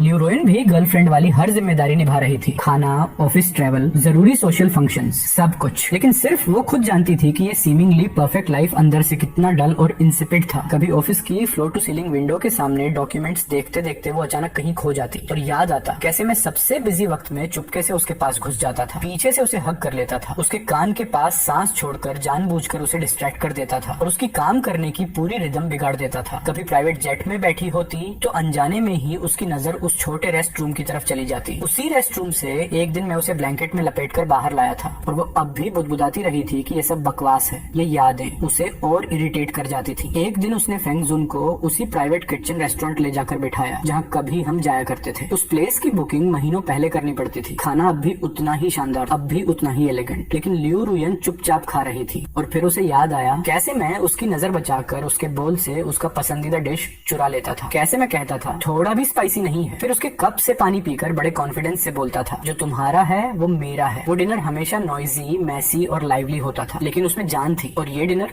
इतना शांत था कि बस कटलरी की हल्की सी आवाज बाकी थी, वही सूखी डल आवाज जो आदमी को अंदर तक घुटन दे दे। रात को आदतन वो बेड के अंदर वाले साइड सोई। आधी नींद नींद आधी जागरूकता में उसका हाथ अनजाने में बगल की तरफ बढ़ा। जो उसने छुआ वो वार्म था, लेकिन कुछ गलत था। बॉडी का फील गलत था, टेम्परेचर गलत था, उसमें वो लाइवली फायरी सेंसेशन नहीं थी, स्मेल भी गलत थी, उसमें वो नेचुरल बॉडी फ्रेग्रेंस नहीं थी। यहाँ तक कि नींद में हल्की सी सांस की आवाज भी गलत लग रही थी। मैं हमेशा बहुत रेस्टलेसली सोता था, कभी कभी अनजाने में कंबल खींच लेता था और एक छोटे क्रीचर की तरह वार्मथ ढूंढते हुए उसकी बाहों में घुस जाता था। लियू रुयन की आंखें अचानक खुल गईं। उसके दिल में अवर्जन की एक तेज लहर उठी। वो उठी और बेड से बाहर आ गई। तुम सो जाओ, मुझे अभी एक अर्जेंट डॉक्यूमेंट याद आ गया है। फांग जुन की कंफ्यूज नजर को नजरअंदाज करके वो सीधे स्टडी में चली गई और दरवाजा बंद कर लिया। उसे अकेला रहना था, शांत होना था और अपने दिमाग में उभरती हुई साफ होती हुई उस शक्ल को बाहर निकालना था। एक हफ्ते बाद एक इंपॉर्टेंट बिजनेस गाला हुआ। लियू रुयन और फांग जुन दोनों उसमें पहुंचे। सबको लगता था कि वो परफेक्ट मैच है, लेकिन लियू रुयन को वो मौका बेहद बोरिंग लग रहा था। बैंक्वेट के दौरान एक यंग मास्टर ने जानबूझकर फांग जुन को नीचा दिखाना शुरू कर दिया। फेंग जुन ने तुरंत लियू रुयन की तरफ देखा। पहले के समय में लियू रुयन ऐसे मौके पर सोचती थी कि उसकी फैमिली बैकग्राउंड कमजोर है और नेचुरली उसे बैकिंग चाहिए, लेकिन इस बार उसके दिमाग में मैं आया। अगर मैं होता तो शायद बस ग्लास से वाइन उसके ऊपर फेंक देता, फिर कैजुअली कहता सॉरी, हाथ फिसल गया। उस स्ट्रॉन्ग कॉन्ट्रास्ट ने उसे अंदर तक हिला दिया। तभी एक हाई सोसाइटी मेंबर, जिसकी बाई फैमिली से पुरानी दुश्मनी थी और जिसकी टंग अपने शार्प कमेंट्स के लिए बदनाम थी, धीरे धीरे पास आया। उसने तंज के साथ टोस्ट उठाया। सुना है तुमने फैंग से ब्रेकअप कर लिया, वो विदेश जाकर एंजॉय कर रहा है। क्या अफसोस है, मैं तो उसका टेस्ट लेना भी चाहता था। लेकिन बात पूरी होने से पहले ही थप्पड़। लियू रुयन ने बिना किसी वार्निंग के उसके गाल पर जोरदार थप्पड़ जड़ दिया। एक चीख निकली और वो सीधे जमीन पर गिर पड़ा। नाक से खून फूट पड़ा। पूरा सीन डेड साइलेंस में बदल गया। सब लोग शौक में उसे घूर रहे थे। लियू रुयन ने नीचे पड़े हुए उसको देखा और ठंडी आवाज में कहा, तुम खुद को क्या समझते हो? फिर उसने चारों तरफ नजर डाली और आखिरी वार्निंग दी, अपनी जुबान संभालो। उसके बाद उसने फेंग जुन का हाथ पकड़ा और बिना पीछे देखे वहाँ से निकल गई। ये पहली बार था जब उसने किसी पब्लिक ओकेजन पर अपना टेम्पर खोया था और वजह मेरा नाम था। घर लौटते वक्त कार के अंदर माहौल बहुत भारी था। फेंग जुन डर सा गया लग रहा था। काफी देर बाद उसने बहुत सावधानी से कहा, मॉम ने आज फिर कॉल किया था, वो पूछ रही थी कि हम शादी के बारे में कब सोचेंगे। लियू रुयन ने अपनी भौहें दबा ली। उसकी टोन में सिर्फ डिसमिसिवनेस था। कंपनी में अभी कई क्रॉस बॉर्डर मर्जर्स चल रहे हैं, क्रिटिकल स्टेज है, मैं अभी बिजी हूँ, बाद में बात करेंगे। रात बहुत गहरी हो चुकी थी। लियू रुयन अकेली स्टडी में बैठी थी। उसने फोन पर एक एनक्रिप्टेड फोटो एल्बम खोला। उसमें सिर्फ एक शॉर्ट वीडियो थी। वो कई साल पहले एक दोस्त की गैदरिंग का वीडियो था। किसी ने मुझे सिंगिंग के लिए टीज किया था, मैं मना नहीं कर पाया, तो स्टेज पर चढ़ गया, माइक उठाया और एक अपबीट पॉप सॉन्ग गा दिया। कब उसने ये वीडियो सेव किया था उसे खुद याद नहीं था। स्क्रीन पर मेरी वो केयर फ्री बेपरवाह शक्ल देखी और फिर आज की स्टैजेंट बोरिंग लाइफ से तुलना की तो उसका दिल जैसे किसी इनविजिबल हाथ ने कसकर पकड़ लिया हो। एक सफोकेटिंग डल एज पूरे सीने में फैल गया। उसने तुरंत वीडियो बंद कर दिया, फोन उल्टा टेबल पर रख दिया और उसकी सांसें तेज हो गईं। वक्त ऐसे ही उड़ता गया। पलक झपकते ही 3 साल बीत गए। Beijing Capital International Airport. Liu Ruyan एक बिजनेस ट्रिप से लौट रही थी। एक इम्पोर्टेंट मल्टीनेशनल कोऑपरेशन प्रोजेक्ट था। फेंग जुन उसके साथ फियांसे की हैसियत से मौजूद था। उन्होंने वीआईपी पैसेज लिया था ताकि रेगुलर पैसेंजर्स की भीड़ से बच सकें। लेकिन जैसे ही पैसेज से बाहर निकले, एक कान फाड़ देने वाली आवाज की लहर उन पर टकराई। अराइवल हॉल लोगों से भरा पड़ा था। लड़कियां और लड़के चमकते लाइट बोर्ड्स, फ्लावर्स और पोस्टर्स लिए हुए थे और सब एक ही नाम चिल्ला रहे थे, फैंग फैंग। आवाज इतनी तेज थी कि लगा एयरपोर्ट की छत उड़ जाएगी। कई ऑर्डिनरी ट्रैवलर्स भी रुक गए। कौन है ये इतना बड़ा सीन? तभी कोई बोला, तुम नहीं जानते, फैंग स्याओ करंट टॉप सुपरस्टार। 3 साल पहले डेब्यू किया था। मॉडर्न पन, लिविंग 1000 फेस्ड बेस्ट एक्टर। मेरे नाम के साथ ही लियू रुयन के कदम अचानक रुक गए। वो अनजाने में भीड़ की डायरेक्शन में देखने लगी और उसकी नजर ऑपोजिट साइड पर लगे एक जायंट बिलबोर्ड पर टिक गई। एक ह्यूज पिलर से लटका हुआ पोस्टर। वो वहीं स्थिर खड़ी रह गई। आंखें उस चमकदार पोस्टर पर जम गईं। आसपास की सारी आवाजें जैसे एकदम गायब हो गईं। दुनिया में बस वही डैजलिंग फिगर बचा था जो पोस्टर पर स्टार की तरह चमक रहा था। उसी पल फांग जुन ने भी बिलबोर्ड देख लिया। उसने इंस्टिंक्टिवली लियू रुयन का हाथ कस कर पकड़ लिया। वो फांग है। सुना है वो हाल के सालों में डेवलपमेंट के लिए विदेश गया था। लगता है सेलिब्रिटी बन गया। प्रॉपर एल्डेस्ट सन होकर भी वो शोबिज जैसी जगह भाग गया। उसकी आवाज डिलिबरेटली छोटा करने वाली थी, लेकिन लियू रुयन ने जैसे सुना ही नहीं। वो अनजान नहीं थी। पिछले 3 सालों में मैं भले ही कभी उसे ढूंढने नहीं गया था, लेकिन मेरी खबरें अलग अलग चैनल से उसके पास पहुंचती रहती थी। उसे पता था कि मैंने डेब्यू करते ही पीक कर लिया था। उसे पता था कि मेरी हर मूवी क्रिटिकली अक्लेम्ड थी और कमर्शियल भी। उसे पता था मैंने कितने हैवीवेट अवार्ड्स जीते थे। उसे ये भी पता था कि उसका असिस्टेंट सीक्रेटली मेरी हर मूवी टिकट खरीदता था। मेरे पोस्टर्स, मर्चेंडाइज सब उसकी स्टडी के सबसे सीक्रेट ड्रॉर में छुपा था। अगले ही पल उसकी नजर सर्जिंग क्राउड के पार गई। वीआईपी पैसेज से निकलकर बॉडीगार्ड्स और असिस्टेंट्स के घेरे में मैं सामने आया। सिर्फ एक नजर में ही उसे महसूस महसूस हुआ। पोस्टर वाला मैं नहीं, रियल मैं उससे भी ज्यादा डेजलिंग था। और ठीक उसी पल भीड़ के उस पार खड़ी लियो रुयन की नजर मुझसे टकरा गई। एक औरत अचानक भीड़ को चीरती हुई आगे आई। उसके हाथ में एक्वाडोरियन रोजेस का एक शानदार बुके था। वो मुस्कुराते हुए सीधा मेरी तरफ आई। वो थी शेंग शिंजी, शेंग फैमिली की हेयरेस। उसने बड़े नेचुरली मेरे हाथ से कैरी ऑन लगेज ले लिया, फिर झुककर कान के पास कुछ कहा। उसकी बात सुनते ही मैं जोर से हंस पड़ा। ये सीन देखते ही लियो रुयन का एक्सप्रेशन एकदम बदल गया। उसके आसपास की एयर प्रेशर तक गिर गई। पास खड़ा फेंक झुन भी अनजाने में कांप उठा। भीड़ दोनों को धकेलती हुई पार्किंग लॉट की तरफ ले गई। इत्तेफाक से मेरी टीम की कंस्पिक्यूअस स्ट्रेच लिंकन वहीं पार्क्ड थी जहां लियो रुयन की कार भी खड़ी थी। लियो रुयन ने देखा, शंग शिंजी ने बहुत पोलाइटली मेरे लिए कार का दरवाजा खोला। जैसे ही मैं झुककर अंदर जाने लगा, अचानक मुझे किसी ने खींचा। मैंने सिर घुमाया और सामने लियो रुयन की नजर से टकरा गया। अगले ही पल मैंने पोलाइटली उसे नॉड किया। वो यहाँ क्यों थी ये मेरा प्रॉब्लम नहीं था, लेकिन उसी वक्त लियो रुयन का दिल जैसे गले तक आ गया। उसे अपने ही खून की आवाज तक साफ सुनाई दे रही थी। फिर भी अगले ही पल वो एकदम सन्न रह गई। उसने मेरी आंखों में अजनबीपन और दूरी देखी। मैंने बस हल्का सा सिर हिलाया, जैसे किसी मामूली फैन को एक्नॉलेज कर रहा हूँ जिसने मुझे पहचान लिया हो। फिर मैंने नजर हटाई, झुककर कार में बैठ गया। शुरू से अंत तक मैंने एक पल भी रुककर उसे देखा तक नहीं। उसी वक्त शांग शिंजी ने भी लियो रुयन को देख लिया। उसने कार का दरवाजा बंद किया, फिर खिड़की से लियो रुयन की तरफ भौं उठाई। उसके होंठों पर हल्की सी मुस्कान आ गई और फिर वो black stretch Lincoln airport parking lot के एग्जिट से तेजी से निकल गई। ये सीन देखकर लियो रुयन वहीं जम गई, जैसे उसे जमीन में कील ठोक दी गई हो। पास खड़ा फेंक झुन कई बार उसका नाम पुकारता रहा, लेकिन उसे कुछ सुनाई ही नहीं दिया। उसके कानों में बस एक बजिंग साउंड था और उसके दिमाग में एक ही आवाज बार बार गूंज रही थी। उसने मुझे देखा लेकिन इग्नोर कर दिया। होटल स्वीट में लौटकर लियो रुयन सोफे पर भारी भरकम तरीके से गिर पड़ी। उस रात उसने एक पल भी आंख नहीं मूंदी। एयरपोर्ट वाला सीन बार बार उसके दिमाग में चलता रहा। मेरी वो नजर, जैसे मैं उसे एक इरेलेवेंट स्ट्रेंजर समझ रहा हूँ। मेरी और शंग शिंजी की इंटीमेसी और शंग शिंजी का आखिरी प्रोवोकेटिव जेस्चर,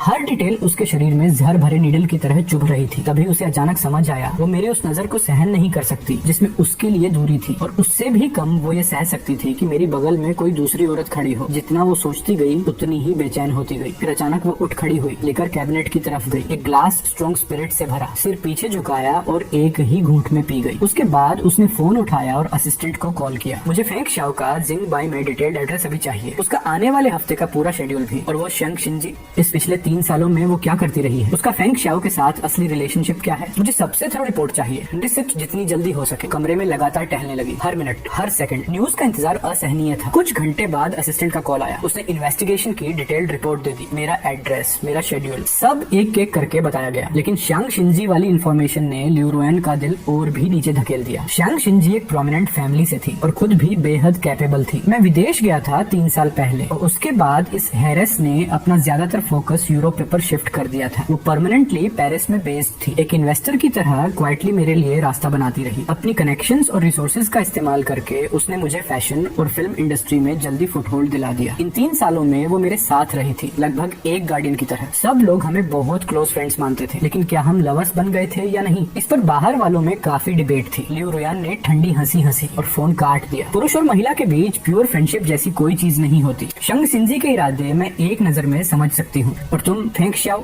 तुमने ऐसी औरत को मेरे पास आने दिया। उस पर लियो रुयन के दिल में पहली बार शंग शिंजी के नाम के लिए खुली हुई हॉस्टिलिटी बैठ गई और एक अनप्रेसिडेंटेड सेंस ऑफ क्राइसिस भी। उसे पहली बार डिस्गस्ट हुआ और जेलसी भी।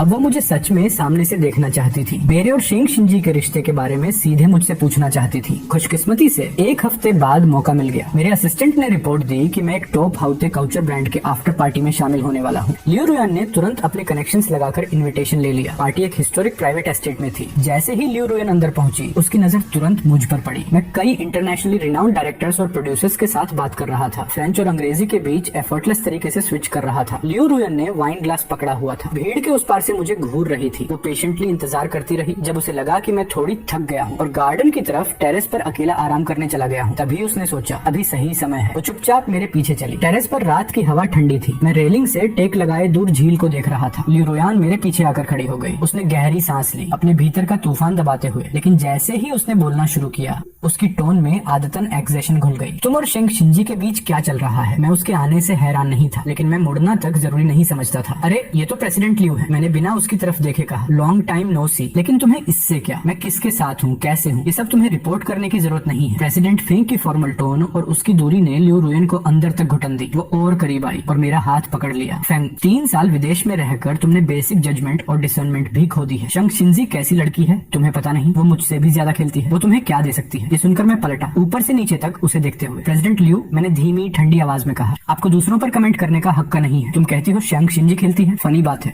कैपिटल सर्कल में मैं खुद नोटोरियस प्लेबॉय के नाम से जाना जाता था। हम दोनों तो अच्छे मैच हैं। और शैंग शिंजी, उसने कभी अपने फीलिंग्स को डिनाई नहीं किया। वो मेरे हर चॉइस और विश का रिस्पेक्ट करती है। अनलाइक सम पीपल जिनके दिल में शुरू से कोई और था, फिर भी वो ट्रूथ का नकाब पहनकर किसी और की 3 इयर्स की यूथ बर्बाद करते रहे। मैंने उसे एकदम स्ट्रेट देखा। लियू रुयन, वर्स कौन है? ये शब्द लियू रुयन के मुंह पर एक करारा तमाचा थे। उसका चेहरा एकदम बिगड़ गया। वो कुछ बोलने वाली थी लेकिन शब्द बाहर ही नहीं आए। तभी एक और आवाज आई, मैं सोच रहा था तुम कहाँ हो। अरे तुम तो किसी इरेलेवेंट पर्सन में उलझे हुए थे। शैंग शिंजी लंबी चालों से मेरे पास आई। उसने नेचुरली अपना हाथ बढ़ाकर मेरी बाह पकड़ ली। लॉन्ग टाइम नो सी, प्रेसिडेंट लियो। मेरे बॉयफ्रेंड से क्या बातें कर रही हैं आप? एटमॉस्फेयर कुछ ठीक नहीं लग रहा। बॉयफ्रेंड शब्द सुनते ही लियो रुयन के दिमाग में जैसे बजर पड़ गया। उसकी प्यूपिल्स शार्पली सिकुड़ गईं। वो झट से मेरी तरफ मुड़ी, मेरी आंखों में देखते हुए जैसे प्लीडिंग कर रही हो कि मैं इनकार कर दूं, कम से कम एक भौहें ही चढ़ा दूं। लेकिन मैंने बस अपना सिर हल्का सा शैंग शिंजी की तरफ झुका दिया। उसकी बात साइलेंटली कंफर्म कर दी। मैंने न लियू रुयन को दोबारा देखा, न ही शैंग शिंजी को छोड़कर कहीं और ध्यान दिया। लियू रुयन के हर एक्शन को देखते हुए शैंग शिंजी हंस पड़ी। सुना है प्रेसिडेंट लियू और हमारे फेंगशाओ का कुछ हिस्ट्री रहा है, लेकिन वो सब पास्ट की बात है। फेंगशाओ मेरे साथ बहुत अच्छा है, इसलिए आपको परेशान होने की जरूरत नहीं। उसकी नजर लियू रुयन के पीछे खाली जगह पर गई। फिर उसने जानबूझकर कहा, वैसे आप मिस्टर फेंगजुन को साथ क्यों नहीं लाई? इस बार क्या आप बाहर मिस्टर फेंगजुन के साथ फिल्म करने आई थी? कितनी पिटी की बात है। कहते ही उसने लियू रुयन को बोलने का कोई मौका नहीं दिया और मेरा हाथ पकड़कर मुझे वहाँ से दूर ले गई।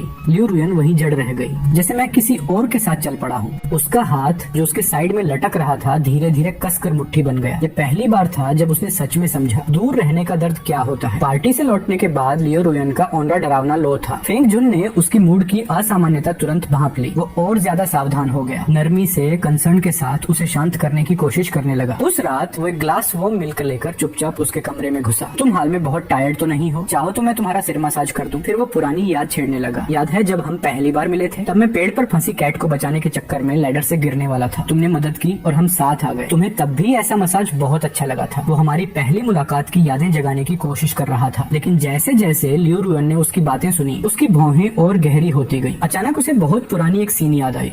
फेंग फैमिली के पुराने सर्वेंट ने कभी कहा था फेंगजुन बचपन में छोटे जानवरों से नफरत करता था और उसने सीक्रेटली पड़ोसी की बिल्ली तक मार दी थी। फिर उसे मेरी वो पुरानी ताने याद आए जिन्हें उसने तब मलिशियस स्लैंडर मानकर नजरअंदाज कर दिया था। लेकिन इस पल उसे अचानक कुछ समझ आने लगा। उसने डिस्क्रीटली फेंगजुन का हाथ हटाया। नहीं, मैं थोड़ी देर अकेले रहना चाहती हूँ। फेंगजुन और आगे नहीं बढ़ा, वो ओबीडियंटली पीछे हट गया। कुछ दिन बाद लियू रुयन की बेहद कैपेबल असिस्टेंट घर से भेजी गई कुछ पुरानी फाइल्स छांट रही थी। तभी मुझे एक डिलिबरेटली छुपाई हुई इन्वेस्टिगेशन रिपोर्ट मिल गई। सालों पुरानी मेरी माँ की फेटल कार एक्सीडेंट से जुड़ी हुई कॉपी। जैसे जैसे रिपोर्ट पढ़ी गई, सच धीरे धीरे साफ होने लगा। वो क्रैश कोई साधारण एक्सीडेंट नहीं था, उसमें ह्यूमन मैनिपुलेशन के साफ संकेत थे और सबसे बड़ा बेनिफिशियरी सीधा फेंग मिंग होंग की तरफ इशारा कर रहा था। वही फेंग मिंग होंग जिसने बहुत तेजी से ऊपर चढ़कर फेंग ग्रुप पर कब्जा कर लिया था। इसी बीच फेंग ग्रुप के अंदर लियू रुयन के प्लांटेड इनसाइडर ने भी एक अर्जेंट मैसेज भेज दिया। फेंग ग्रुप पहले से ही एक होलो शेल बन चुका था। फेंग मिंग होंग ने पिछले कुछ सालों में पब्लिक फंड्स के बड़े हिस्से दबा लिए थे।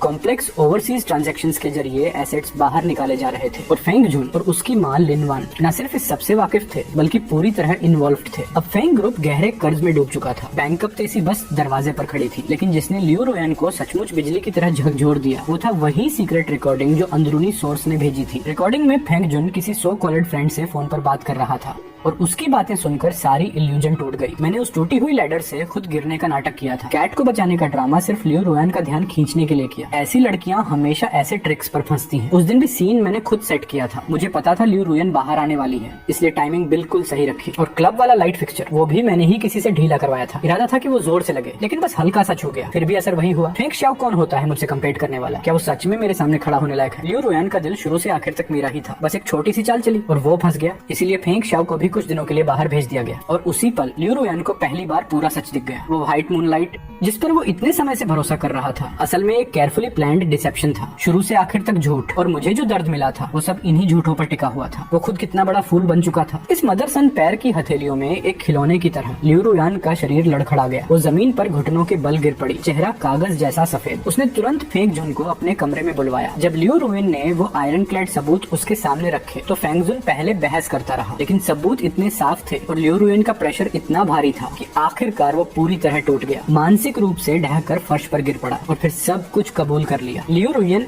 ये सब इसलिए किया क्योंकि मैं तुम्हें बहुत प्यार करता था, मैं पागल हो गया था, मैं बस चाहता था कि तुम मुझे ज्यादा केयर करो। सॉरी, मैं गलत था, मैं सच में गलत था, मुझे एक और चांस दे दो। लियो रुयन ने नीचे पड़े फंग जुन की ट्विस्टेड शक्ल देखी।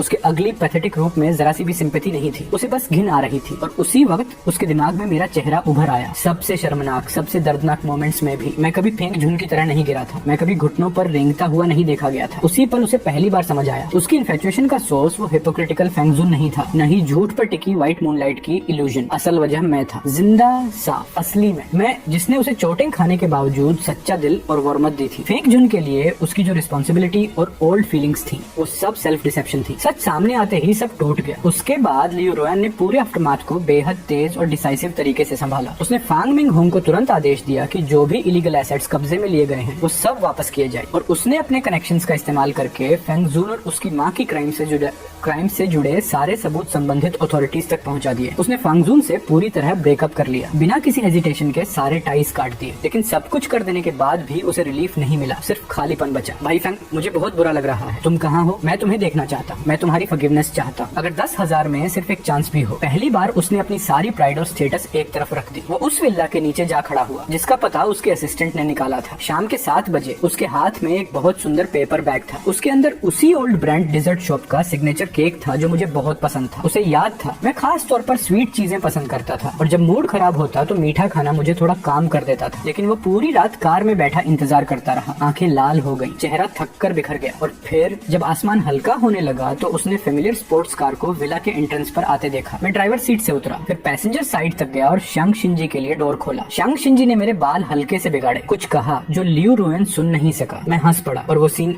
लियो रुयन की आंखों में सीधे उतर गया। वो कार का डोर धक्का देकर तेजी से बाहर निकला और मेरी तरफ बढ़ा। फेंग शाओ, बात कर लेते हैं, ओके?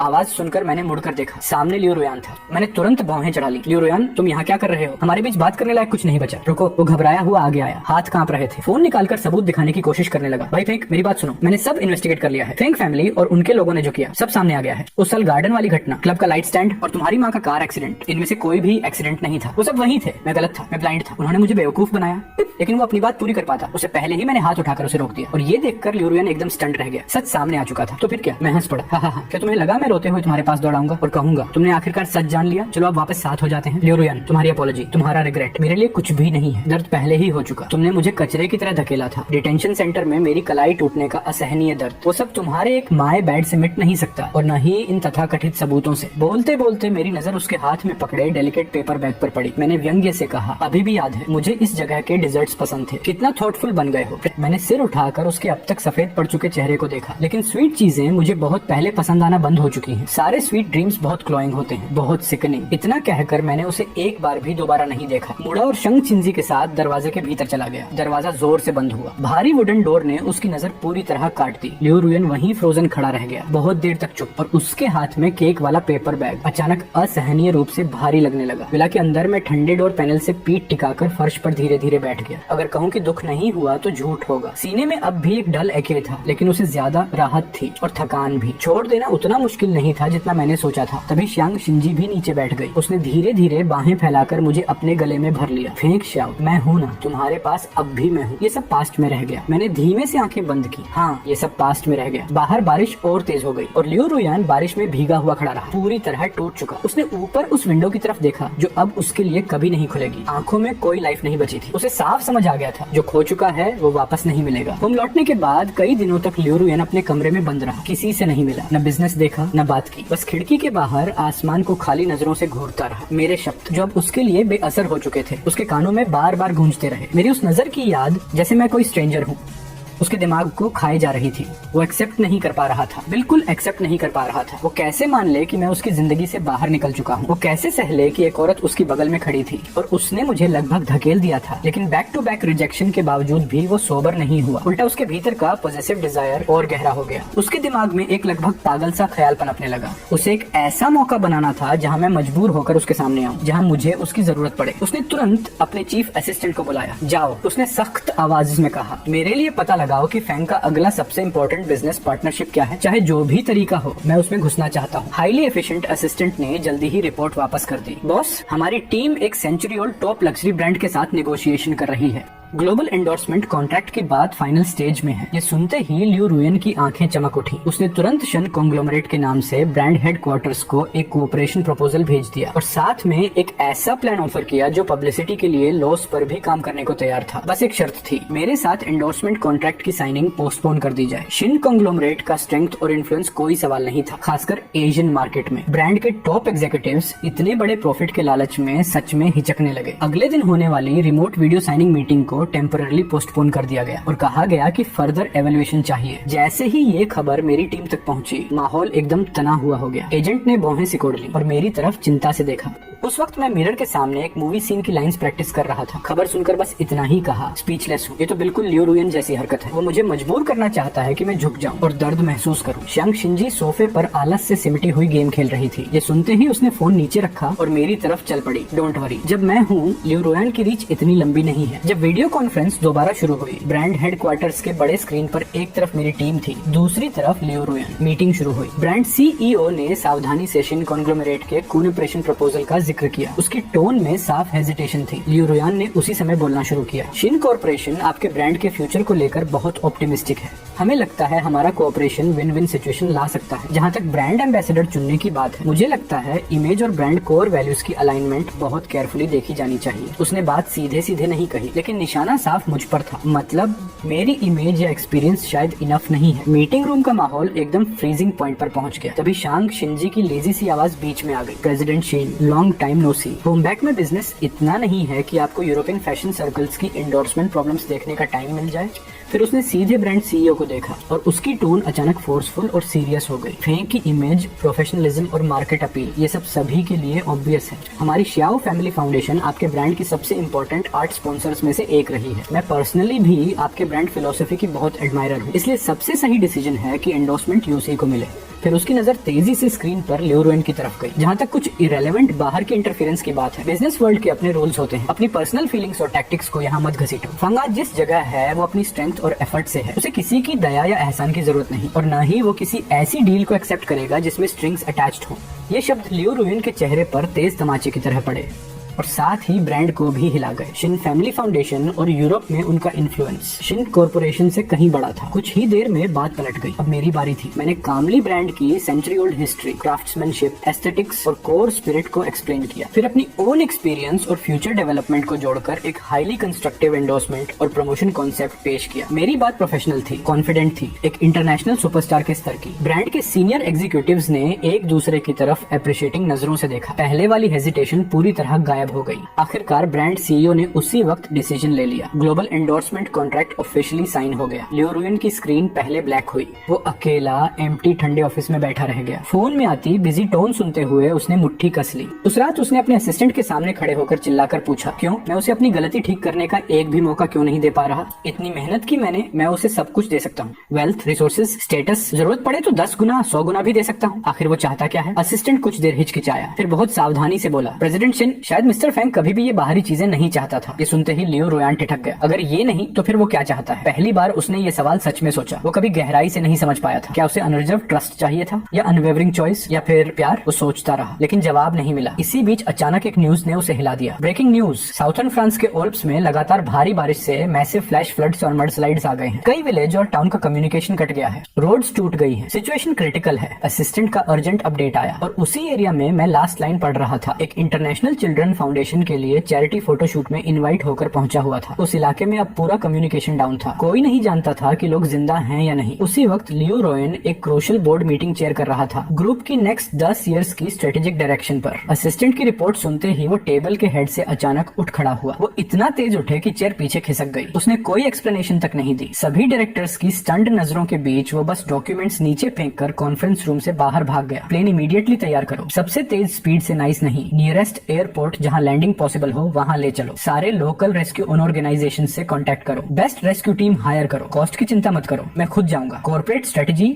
बिजनेस एम्पायर, सब कुछ उस पल इनसिग्निफिकेंट हो गया जब उसे लगा कि मैं खतरे में हो सकता हूँ। उसके दिमाग में बस एक ही विचार था, मुझे ढूंढो। कुछ घंटों बाद लियू रुयन ने heavily funded experience mountain rescue team के साथ स्टॉर्म ब्रेक के दौरान नियरेस्ट वर्केबल स्मॉल एयरपोर्ट पर फोर्स लैंडिंग की। वेदर भयानक था, ऊपर काले बादलों का गुब्बार, तेज हवा और बारिश एक साथ हमला कर रहे थे। लियू रुयन ने एक पल भी नहीं गंवाया, पहले से तैयार हेलीकॉप्टर में बैठा और सीधे लॉस्ट कॉन्टेक्ट एरिया की तरफ उड़ गया। लेकिन हेलीकॉप्टर सीधे लैंड नहीं कर सकता था, उसे एक रिलेटिवली सेफ जोन में हवर करना पड़ा। क्रू की वार्निंग्स को नजरअंदाज करके वो सबसे पहले रोप के सहारे नीचे मडी ग्राउंड पर उतर गया। रेस्क्यू टीम लीडर ने सामने का हाल देखकर घबराकर रोकने की कोशिश की। आगे का रास्ता बहुत डेंजरस है, मड स्लाइड अभी भी चल रहा है, आप अंदर नहीं जा सकते, बकवास बंद करो, चलो। लियू रुयन की आंखें ब्लड शॉट थी, वो सबसे आगे चल रहा था। फ्लड वाटर उसके काव्स तक उठाई थी, ठंडी चुभती हुई चट्टानें स्लोप से लगातार नीचे गिर रही थी, तेज हवा लोगों को लगभग गिरा रही थी। एक और स्मॉल लैंडस्लाइड से बचते बचते पीछे एक पत्थर अचानक उसके बैकपैक से टकराया। वो बैकपैक वाइटल रेस्क्यू इक्विपमेंट से भरा था। लियू रुयन ने बिना सोचे उसे कसकर बचा लिया, लेकिन उसी पल उसके लेफ्ट आर्म में पत्थर की धार लग गई, ऐसा गहरा घाव की हड्डी तक दिखने लगी। मिस शिन, एक टीम मेंबर चिल्लाया। मरहम लगाने के लिए आगे बढ़ा, लेकिन लियू रुयन को वो समय की बर्बादी लगी। उसने बस कपड़े का एक टुकड़ा फाड़ा और रफ तरीके से घाव पर बांध लिया। दांत भींच कर वो आगे बढ़ता रहा, 10 घंटे से ज्यादा बिना नींद बिना आराम के। आखिरकार उन्हें एक प्राइमरी स्कूल की टूटी फूटी क्लासरूम में मैं मिल गया, जो जरा ऊंची जगह पर थी, लेकिन फ्लड वाटर से घिरकर एक आइसोलेटेड आइलैंड बन चुकी थी। मैं कुछ टीचर्स के साथ वहाँ था, दर्जनों डरे हुए बच्चों को शांत कर रहा था। मेरे बाल बिखरे हुए थे, चेहरा पीला पड़ चुका था, कपड़े गंदे और भीगे हुए थे, लेकिन मैं शांत था। मैं खुद बच्चों को स्टोरीज सुना रहा था ताकि उनका डर कम हो सके। तभी क्लासरूम के दरवाजे पर मिट्टी, कीचड़ और खून से सना हुआ लियू रुयन लड़खड़ाता हुआ दिखाई दिया। मैं भी चौंक गया, सब लोग चौंक गए। जैसे ही मेरी नजर उस पर पड़ी, मेरे चेहरे पर डिसबिलीफ और शौक दोनों आ गए। हमारी आंखें मिली, कुछ सेकंड के लिए समय जैसे रुक गया। लियू रुयन ने मुझे खड़ा, जिंदा और सुरक्षित देखकर कई दिनों से सिर पर टिकी घबराहट आखिरकार छोड़ दी। वो अपने आर्म का असहनीय दर्द अनदेखा कर गया, अपनी बुरी तरह बिगड़ी हालत नजरअंदाज कर गया और उसने मुझे कसकर बाहों में भर लिया। फिर बार बार दोहराया, थैंक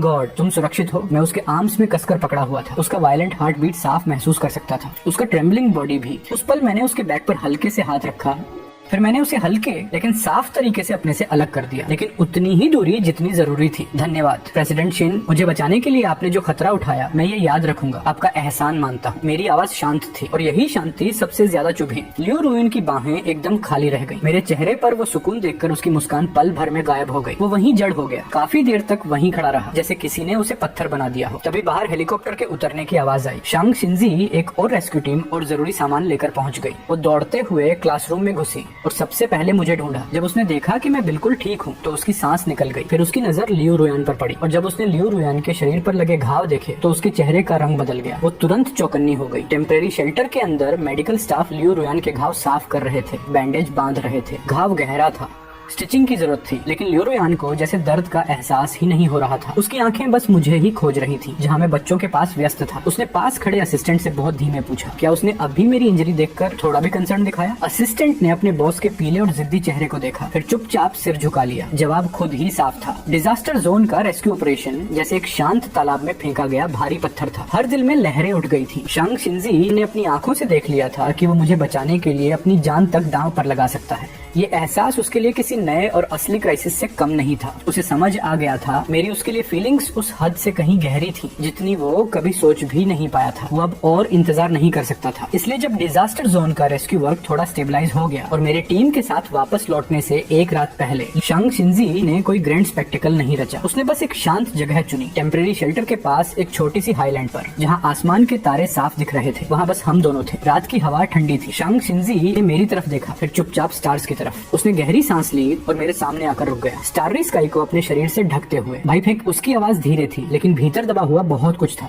एक बात है जो मैं बहुत समय से सोच रहा था, अब मुझे लग रहा है तुम्हें बता देना चाहिए। वो थोड़ी देर रुका, फिर बोला, मैं जानता हूँ तुम शायद हमेशा से मुझे एक बच्चे की तरह देखते आए हो, एक अनोइंग शैडो की तरह। असल में ऐसा इसलिए था क्योंकि मुझे नहीं पता था कि तुम्हारा ध्यान कैसे खींचूं। तुम बहुत डैजलिंग थे, एक छोटे सूरज की तरह, हमेशा लोगों से घिरे रहते थे। मैं बस उस ऑकवर्ड तरीके से इतना कर सकता था कि तुम कम से कम मुझे याद रखो। उसकी आंखें थोड़ी नीचे झुक गई। बाद में जब मैं बड़ा हुआ, मैं पूरा दिन बार्स में घूमता रहता था। असल में इसलिए कि जब तुम्हें लियू रुयन के साथ देखता था तो दिल में बहुत दर्द होता था और मैं समझ नहीं पाता था क्या करूं। बस उसी तरह खुद को नम करता था और उम्मीद करता था कि तुम मुझे हार्ट ब्रोकन देख लो ताकि तुम्हें लगे कि मुझे भी कोई चाहता है। उसने सांस खींची। मैं 3 साल विदेश में रहा और तुम्हारे पीछे पीछे वहीं चला आया, किसी और वजह से नहीं, बस इसलिए कि मैं तुम्हें पसंद करता हूँ। मैं तुम्हें बहुत छोटे थे तभी से पसंद करता हूँ। इन शब्दों को सुनकर मैं काफी देर तक चुप रहा। इन 3 सालों में शांग शिंजी ने जितना कुछ मेरे लिए किया था वो सब एक एक करके मेरे सामने आ गया। विदेश की अनजान जिंदगी में उसका साथ, जब करियर का एक रफ पैच आया तब चुपचाप उसका सहारा, बीमारी की रातों में पूरी रात जागकर मेरे पास बैठना, मेरे हर फैसले का रिस्पेक्ट करना, कभी मुझ पर दबाव न डालना। उसी वक्त शंग सिंजी अचानक घुटनों के बल बैठ गया। उसने मेरा हाथ पकड़ लिया। अंग श्याओ, मैं जानता हूँ तुम्हारे दिल में अभी भी घाव है, तुमने पास्ट को पूरी तरह छोड़ा नहीं है। मैं जल्दी में नहीं हूँ, मैं वेट कर सकता हूँ। मैं बस इतना पूछना चाहता हूँ, क्या तुम मुझे एक मौका दोगे? मुझे प्रॉपरली तुम्हारी गर्लफ्रेंड की तरह तुम्हारा ख्याल रखने का मौका। मैंने शांग शिंजी की तरफ देखा। ये वही औरत थी जो मेरे साथ हंसी और आंसुओं के बीच बड़ी हुई थी और जो मेरे सबसे मुश्किल समय में भी कभी नहीं गई। मैं काफी देर तक चुप रहा, इतनी देर तक कि शांग शिंजी का दिल लगभग नीचे तक डूब गया। आखिरकार मैंने हल्की सी गर्दन हिलाई, मेरे चेहरे पर एक छोटी सी मुस्कान आ गई। तुमने मुझे कन्फेस किया है तो मुझे एक्सेप्ट करना ही पड़ेगा। ये सुनते ही शंग सिंजी एकदम खुश हो गया। उसने तुरंत मुझे अपने आर्म्स में भर लिया, बहुत कसकर। हमारे ऑफिशियल रिलेशनशिप की खबर हालांकि हमने जानबूझकर पब्लिक नहीं की थी, लेकिन क्लोज सर्कल के दोस्तों में ये अब सीक्रेट नहीं रह गई थी। लेकिन जब ये बात लियू रुयन के कानों तक पहुंची तो वो आखिरी तिनका साबित हुआ जिसने उसकी कमर तोड़ दी। उस वक्त वो हॉस्पिटल में था। ब्रेन सर्च और वुंड इन्फेक्शन की वजह से आर्म का घाव बिगड़ गया था, हाई फीवर आ गया था। उसे ऑब्जर्वेशन के लिए हॉस्पिटल में रखना पड़ा। जब असिस्टेंट ने कांपते हुए ये खबर उसे सुनाई तो लियू रुयान पहले स्टंडन रह गया, फिर अचानक बेड से झटके से उठ बैठा। उसने हाथ के पीछे लगी ड्रिप निकाल फेंकी और बेड साइड मेडिकल कार्ड ही पलट दिया। इम्पॉसिबल, वो कैसे कर सकता है? शंग सिंजी को क्या हक है? डॉक्टर उसे रोकने आए, असिस्टेंट भी मनाने लगा, लेकिन लियू रुयान किसी की नहीं सुन रहा था। उसने जबरदस्ती हॉस्पिटल से डिस्चार्ज लिया, फिर सीधा मेरी विला की तरफ गाड़ी दौड़ा दी। उसे याद ही नहीं रहा कि उसका आर्म अभी भी बैंडेज्ड था। ये भी भूल गया कि फीवर अभी उतरा नहीं था। उसके दिमाग में बस एक ही क्रेजी थॉट था, मुझे ढूंढना है, मुझसे एक्सप्लेनेशन चाहिए। रात बहुत गहरी हो चुकी थी। वो लड़खड़ाते हुए विला के बंद रोट आयरन गेट तक पहुंचा। ठंडी रेलिंग पर जोर जोर से मुक्के मारने लगा, गला फाड़ कर मेरा नाम पुकारता रहा। फंगशाओ, बाहर आओ, मुझे बताओ ये सच नहीं है, तुम मेरे साथ ऐसा नहीं कर सकते। मैं गलत था, मुझे पता है मैं गलत था, मुझे एक और मौका दो फेंगशाओ। उसका पागलपन जल्द ही सिक्योरिटी गार्ड्स को खींच लाया। कई लंबे सिक्योरिटी गार्ड्स ने उसे खींचने की कोशिश की, लेकिन वो बुरी तरह छटपटाता रहा और मेरा नाम लगातार चिल्लाता रहा। आखिरकार उसे जबरदस्ती वहाँ से हटा दिया गया, उसे कार में धकेल दिया गया। विला की दूसरी मंजिल पर कर्टन हल्का सा हिला। मैं खिड़की के पीछे खड़ा था, नीचे हो रहे उस अब्सर्ड तमाशे को देख रहा था। उस औरत को देख रहा था जो कभी इतनी ऊंची, इतनी एरोगेंट खड़ी रहती थी और अब एक पागल की तरह घसीटी जा रही थी। मेरे चेहरे पर कोई एक्सप्रेशन नहीं था। फिर मैंने कर्टन खींचकर बंद कर दिया। अगले दिन मैं धूप से भरी फ्लोर टू सीलिंग विंडो के पास बैठा था। नया आया हुआ फिल्म रील पलट रहा था और शंग चिंजी कारपेट पर क्रॉस लेगेड बैठा लैपटॉप पर बिजनेस मैटर्स निपटा रहा था। कभी कभी वो ऊपर देखता, मेरी तरफ मुस्कुरा देता, लेकिन तभी टैबलेट पर एक न्यूज अलर्ट पॉपअप हुआ। Fongming Hong, well known domestic enterprise Fang Group के चेयरमैन, पर मैसिव एम्बेजलमेंट और टैक्स इवेजन का शक। उन्हें फॉर्मली अरेस्ट कर लिया गया है। फैंग ग्रुप स्टॉक प्राइस अचानक क्रैश, बैंक्रप्सी घोषित करने की तैयारी, लिक्विडेशन से जुड़े खुलासे। हेडलाइंस इतनी तेज और शॉकिंग थी कि एक पल के लिए कमरा भी जैसे ठहर गया। मेरी उंगली स्क्रीन पर थोड़ी सी रुकी। मैंने न्यूज फोटो की तरफ देखा। फेंग मिंग होंग रिपोर्टर्स के बीच घिरा हुआ था। उसका कभी कॉन्फिडेंट चेहरा अब पैनिक और डिसरे से भरा हुआ था, लेकिन मेरे चेहरे पर कोई रिपल नहीं आया, जैसे मैं किसी ऐसे स्ट्रेंजर को देख रहा था जो मुझसे बिल्कुल अनरिलेटेड हो। ये देखकर शंग सिंजी ने लैपटॉप बंद किया, मेरे पास आकर नेचुरली मेरी बाहों में आ गया। उसने कुछ नहीं कहा, बस साइलेंटली ये बता दिया कि अभी भी कोई मेरे साथ है। अगले कुछ दिनों में फैंग फैमिली के बारे में खबरें और खुलती रही। लिन वान ने आखिरी ट्रांसफर्ड एसेट्स लेकर विदेश भागने की कोशिश की, लेकिन एयरपोर्ट पर पुलिस ने उसे मौके पर ही पकड़ लिया। और फिर अपने पिता की प्रोटेक्शन, फैमिली बैंक प्लेट और माँ की इम्प्रीजनमेंट के बाद उसकी मानसिक हालत बिगड़ गई। वो लियो रुयन के पास गया। उम्मीद थी कि पुराने फीलिंग्स याद करके वो मदद करेगा, लेकिन लियो रुयन के असिस्टेंट ने उसे ग्रुप हेडक्वार्टर्स के बाहर ही ठंडी तरह से रोक दिया। लियो रुयन का चेहरा तक उसे नहीं दिखा। थोड़े ही समय बाद गॉसिप टैब्लॉइड ने खबर छाप दी, फंगजून को मेंटल ब्रेकडाउन की वजह से सबर्बन साइकेट्रिक हॉस्पिटल भेज दिया गया है। मैंने न्यूज पेज बंद कर दिया, उठा और विंडो के पास चला गया। दूर तक नजर घुमाई। शांग शिंजी ने अपना सिर मेरे कंधे पर टिका दिया। सब खत्म हो गया फेंगशाओ। मैंने हल्की सांस ली। हाँ, सब खत्म हो गया। ये सारी रेजेंटमेंट्स, फेंग फैमिली के साथ मेरा वो बंधन और उसके साथ फेंग जुन का अंत, सब धुएं की तरह गायब हो गया। और ये मेरे लिए पास्ट को असली गुड बाय भी था। सालाना इंटरनेशनल फिल्म फेस्टिवल का दिन आया। अवार्ड सेरेमोनी पूरी दुनिया की नजरों का केंद्र बन गई। रेड कारपेट पर सितारे चमक रहे थे। शांग शिंजी ने आर्म पकड़ा हुआ था और कामली रेड कारपेट पर चलता जा रहा था। उसी वक्त कैपिटल सिटी शिन ग्रुप की टॉप फ्लोर ऑफिस में लियो रुयन ने लाइट्स नहीं जलाई। वो अकेला फ्लोर टू सीलिंग विंडो के सामने बैठा था। अंधेरे में बस टेलीविजन स्क्रीन की नीली फ्लोरेसेंट दिख रही थी। उसी स्क्रीन पर फेस्टिवल का लाइव ब्रॉडकास्ट चल रहा था। जब कैमरा ने मेरा और शांग शिंजी का क्लोजअप दिखाया, उसकी पिल्स एकदम सिकुड़ गई। अवार्ड सेरेमोनी के रिजल्ट्स घोषित किए गए। एक आर्ट फिल्म के साथ मैंने आखिरकार बेस्ट एक्टर क्राउन अपने नाम कर ही लिया। जब मेरा नाम पुकारा गया तो पूरा हॉल तालियों की गड़गड़ाहट से भर गया। स्पॉटलाइट के नीचे मैं धीरे धीरे स्टेज पर चढ़ा। प्रेजेंटर के हाथ से वो भारी ट्रॉफी ली। फिर मैं माइक के सामने आया और छोटा सा स्पीच दिया। डायरेक्टर को थैंक किया, क्रू को थैंक किया और फिर मेरी नजर ऑडियंस में बैठे श्यांग शिनजी पर गई। आखिर में मैं एक शख्स का खास तौर पर शुक्रिया अदा करना चाहता हूँ। मेरी प्यारी श्यांग शिनजी, हर वक्त मेरे साथ रहने के लिए, मुझे सपोर्ट और स्ट्रेंथ देने के लिए थैंक यू। ये ट्रॉफी आधी तुम्हारी है। कैमरा तुरंत श्यांग शिनजी पर चला गया। वो खड़ा हुआ और मेरी तरफ एक फ्लाइंग किस भेज दिया। उसी वक्त लियो रुयान ने अचानक टेलीविजन बंद कर दिया। अंधेरे में उसका ब्रीदिंग तेज हो गया। नहीं, मैं बस ऐसे देखता नहीं रह सकता, मुझे कुछ करना होगा। अवार्ड सेरेमनी के बाद celebration banquet official festival hotel में देर रात तक चला। आखिरकार मैं और प्यारी श्यांग शिनजी बॉडीगार्ड्स और असिस्टेंट से घिरे हुए अंडरग्राउंड पार्किंग लॉट की तरफ बढ़े। लेकिन जैसे ही हम कार तक पहुंचे, एक शैडो पिलर के पीछे से लड़खड़ाता हुआ निकला और हमारे रास्ते में आ गया। वो लियो रुयान था। उसने मुझे आग जैसी आंखों से घूरते हुए कहा, बात करनी है? बस 5 मिनट नहीं, 3 मिनट ही सही, मुझे एक और मौका दे दो। मैं आखिरी बार बैक कर रहा हूँ, तुम्हारे बिना मैं सच में जी नहीं सकता। ये सीन देखकर श्यांग शिनजी तुरंत आगे बढ़ा। वो लियो रुयान के सामने खड़ा हो गया। लियो रुयान, खुद को देखो, तुम क्या बन गए हो। होश में आओ। फंग शाओ अब मेरे साथ है, वो बहुत खुश है, कृपया उसकी जिंदगी मत बिगाड़ो। खुश है? लियो रुयान ने तड़प कर पलटवार किया। तुम्हें क्या हक है उसे हैप्पीनेस देने का? तुम उसे जानते ही क्या हो? क्या तुम्हें पता है उसे सर्दियों में बहुत ठंड लगती है? सोते वक्त वो कंबल चुराने की आदत रखता है? क्या तुम्हें पता है वो स्पाइसी खाना झेल नहीं सकता, लेकिन फिर भी खाता है, और हर बार उसे राहत पाने के लिए आइस वाटर पीना पड़ता है? तुम उसे कितना जानते हो श्यांग शिनजी? मैंने बीच में उसकी आवाज काट दी। लियो रुयान, पास्ट की बातें मत छेड़ो, हमारे बीच सब बहुत पहले खत्म हो चुका है। किस तरह खत्म हो चुका है? वो तुरंत मेरी बाह पकड़ने आगे बढ़ा, लेकिन श्यांग शिनजी ने रास्ता रोक दिया। हम बहस कर ही रहे थे कि पार्किंग लॉट के एंट्रेंस पर किसी ने ध्यान ही नहीं दिया। एक ब्लैक सेडान, शायद ड्राइवर ड्रंक था या कंट्रोल खो बैठा था, अचानक तेजी से हमारी तरफ मुड़ते हुए आया। सावधान! श्यांग शिनजी सबसे पहले रिएक्ट किया, लेकिन उससे भी तेज कोई था। कुछ समझ पाता उससे पहले ही लियो रुयान ने पूरी ताकत लगाकर मुझे, जो सबसे बाहर खड़ा था, धक्का देकर रास्ते से हटा दिया और अगले ही पल वो खुद उस बेकाबू व्हीकल के सामने पूरी तरह खुल गया। धड़ाम!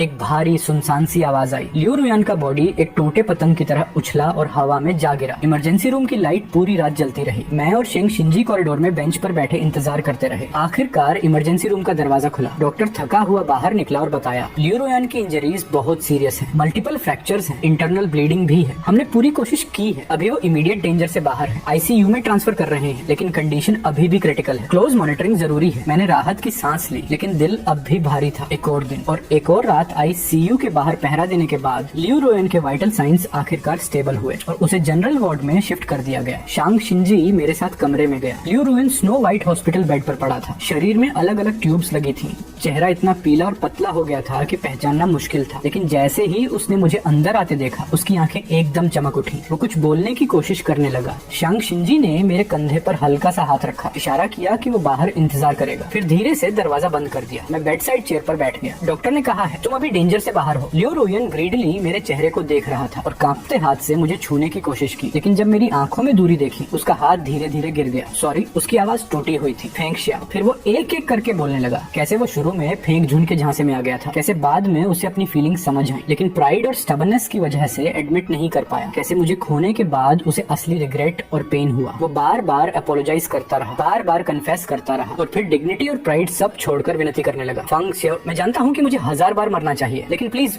मुझे एक और मौका दो। मुझे अपनी बाकी जिंदगी तुम्हें कॉम्पेंसेट करने दो। तुम बिना जीना भी मरना भी दोनों एक जैसा है। मैं चुपचाप सुनता रहा, बीच में एक बार भी नहीं टोका। जब वो थक गया और उसकी आवाज धीरे धीरे खत्म होने लगी, तभी मैंने धीरे से कहना शुरू किया, लियो रुयान, इस बार मुझे बचाने के लिए थैंक यू, मैं याद रखूंगा। उसकी आंखों में एक हल्की सी उम्मीद चमकी, लेकिन मेरे अगले ही शब्दों ने वो उम्मीद पूरी तरह बुझा दी। लेकिन प्यार ग्रेटिट्यूड नहीं होता और गिल्ट भी नहीं। हमारे बीच सब बहुत पहले खत्म हो चुका है। जब तुमने फंग जुन के लिए अपनी कनेक्शंस का इस्तेमाल करके मुझे डिटेंशन में भिजवाया था, जब तुमने मुझे बेहिसाब पेन दिया था, जब भी तुमने उसे चुना और मुझे बिना हेजिटेशन हर्ट किया, तब हमारे बीच सब खत्म हो चुका था। लियो रुयान, बस यहीं तक समझो। इतना कहकर मैं बिना उसकी तरफ देखे उठ खड़ा हुआ और हॉस्पिटल रूम के दरवाजे की तरफ चला गया। दरवाजे के बाहर श्यांग शिनजी खड़ा था। मैं नेचुरली उसकी तरफ बढ़ा, उसका हाथ पकड़ा और बिना पीछे देखे वार्ड से बाहर निकल गया। लियो रुयान हॉस्पिटल बेड पर पड़ा रहा। वो खुला दरवाजा घूरता रहा और फिर उसकी आंखों से आंसू अपने आप बहने लगे। वक्त तेजी से निकल गया। एक और साल बीत गया। इस साल मेरा करियर एक नए पीक पर पहुंच गया। मैंने एक टॉप इंटरनेशनल डायरेक्टर की एपिक फिल्म में काम किया। वो वॉर के बीच अपने बिलीव्स को मजबूती से पकड़े रहने वाले किरदार की कहानी थी। मेरी एक्टिंग एक्स्ट्राऑर्डिनरी थी, इतनी प्रोफाउंड कि सबके दिल तक उतर गई। फिल्म इंडस्ट्री के सबसे बड़े ऑनर वाले अवार्ड सेरेमनी में जब बेस्ट एक्टर के लिए मेरा नाम पढ़ा गया तो पूरा हॉल गरज उठा। मैं काल्मली उठा और इमोशनल रेड रिम्ड आइज वाले शंग सिंजी को कसकर गले लगाया। फिर वर्ल्ड स्टेज की तरफ बढ़ गया। स्पॉटलाइट के नीचे मैंने सिनेमा के हाईएस्ट ऑनर वाली ट्रॉफी हाथ में ली, एक्सेप्टेंस स्पीच दी, क्रू को थैंक किया, अपने फैमिली और उन दोस्तों को थैंक किया जो हमेशा मेरा सपोर्ट बने रहे। फिर मेरी नजर ऑडियंस में बैठी उस औरत पर गई। मैं ये ऑनर अपनी फियांसे को डेडिकेट करना चाहता हूँ। शंग सिंजी, तुमने मुझे भरोसा दिया कि प्यार इतना ब्यूटीफुल हो सकता है। तुमने मुझे खुद का बेहतर वर्जन बनने की हिम्मत दी। मिस शांग, मैं पूरी जिंदगी तुम्हारी गाइडेंस का इंतजार करूंगा। कैमरा तुरंत शांग सिंजी के क्लोजअप पर गया। वो पहले ही खड़ा हो चुका था और मेरी तरफ आई लव यू का जेस्चर कर रहा था। एक हफ्ते बाद प्राइवेट एस्टेट में लो की लेकिन वार्म वेडिंग हुई। बस सबसे करीबी फैमिली और फ्रेंड्स को इनवाइट किया गया था। धूप से नहाया लॉन,